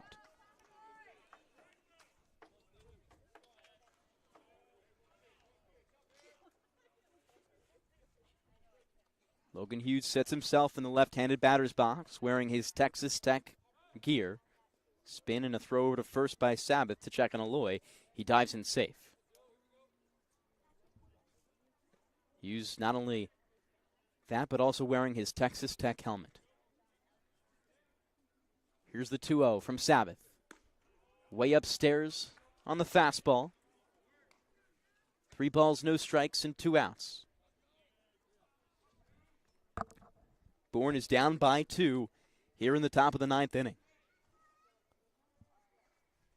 Aloy on first, and Hughes in the left-handed batter's box. Here's the pitch. Taken by Hughes. Likely had the take sign there. And Sabbath gets strike number 1. Sabbath looks in from the rubber, shakes on his pitch. Kicks and deals. That one's outside, and Hughes earns himself a walk. He's become a very wise batter for Bourne, and now runners on first and second base for a pinch hitter in Nick Groves to step up for his first at-bat in this game. Groves is a product of Illinois, hit .360 for Hyannis just a season ago, and will replace Ryan Cooney in the batter's box. Groves was the only player on the Bourne bench. He's hitting just .143 this season, but Cooney's been struggling today, so why not just give another guy a look? And you always think that maybe there's less scouting against this new hitter, so we'll see what happens here. But I don't hate it from Landers just to try something new. So Groves digs in a squat to the left-handed batter's box. Runners on 1 and 2. He takes a quarter swing at the first for ball number 1. Chatter from the dugout raising. This is the emotion we saw last time between these two 6 days ago at Bourne Park when Falmouth won the ball game, also by 2 runs. It's a 6-8 lead for Falmouth as the 1-0 is chopped high to first base. A pick by Schmidt. He gets it, tosses to the pitcher in Sabbath for out number 3 and for the ball game. Falmouth fight off a momentum leading Bourne offense and win once again over the Bourne Braves by a score of 8-6. Bourne now dropped 5 consecutive games and will be 4-9-1 on the season. Falmouth on the other side bring themselves back up to 500. They're 7-7 with no ties on a 2-game winning streak. Bourne will also drop to 5th in the West Division standings. And just an offensive charge too late after allowing far too many runs in the beginning of the game, Adam. Yeah, the offense got it done today. That definitely was not the issue. It had been recently. This is the first time that the Bourne offense has scored more than 5 runs since June 21st, and it's just the second time all season that the Braves offense has scored more than 5 runs. But, today the pitching just wasn't there. You give up 8, and that's been one of the issues all season long. Today it wasn't the big innings. That's what we've seen all year long. It was just 2 runs in each of the first 4 innings for Falmouth. That's what consistent offense does. That's what we haven't really seen from Bourne this season, an ability to put 2 on the board and back-to-back innings. That's what Falmouth did today, and it worked. Well, we'll have to take our things to next game where the Bourne Braves will face off at home against the Orleans Firebirds for the first time this season. Orleans a solid squad right now fighting for a spot in the top 4 of the East Division standings. We say so long here from Gov Fuller Field. Before we go, this broadcast is a copyrighted production of the Cape Cod Baseball League. Any unauthorized duplication, retransmission, or other use is strictly prohibited. We thank you all so much for listening today. On behalf of our sideline reporter, Ariel Tamir-Pinsky, our producer, Gabriella Voccio, my friend and fellow play-by-play broadcaster, Adam Gotkin, I'm Devon Jarvis saying so long, and we'll see you tomorrow at 5:50 p.m. at Bourne Park.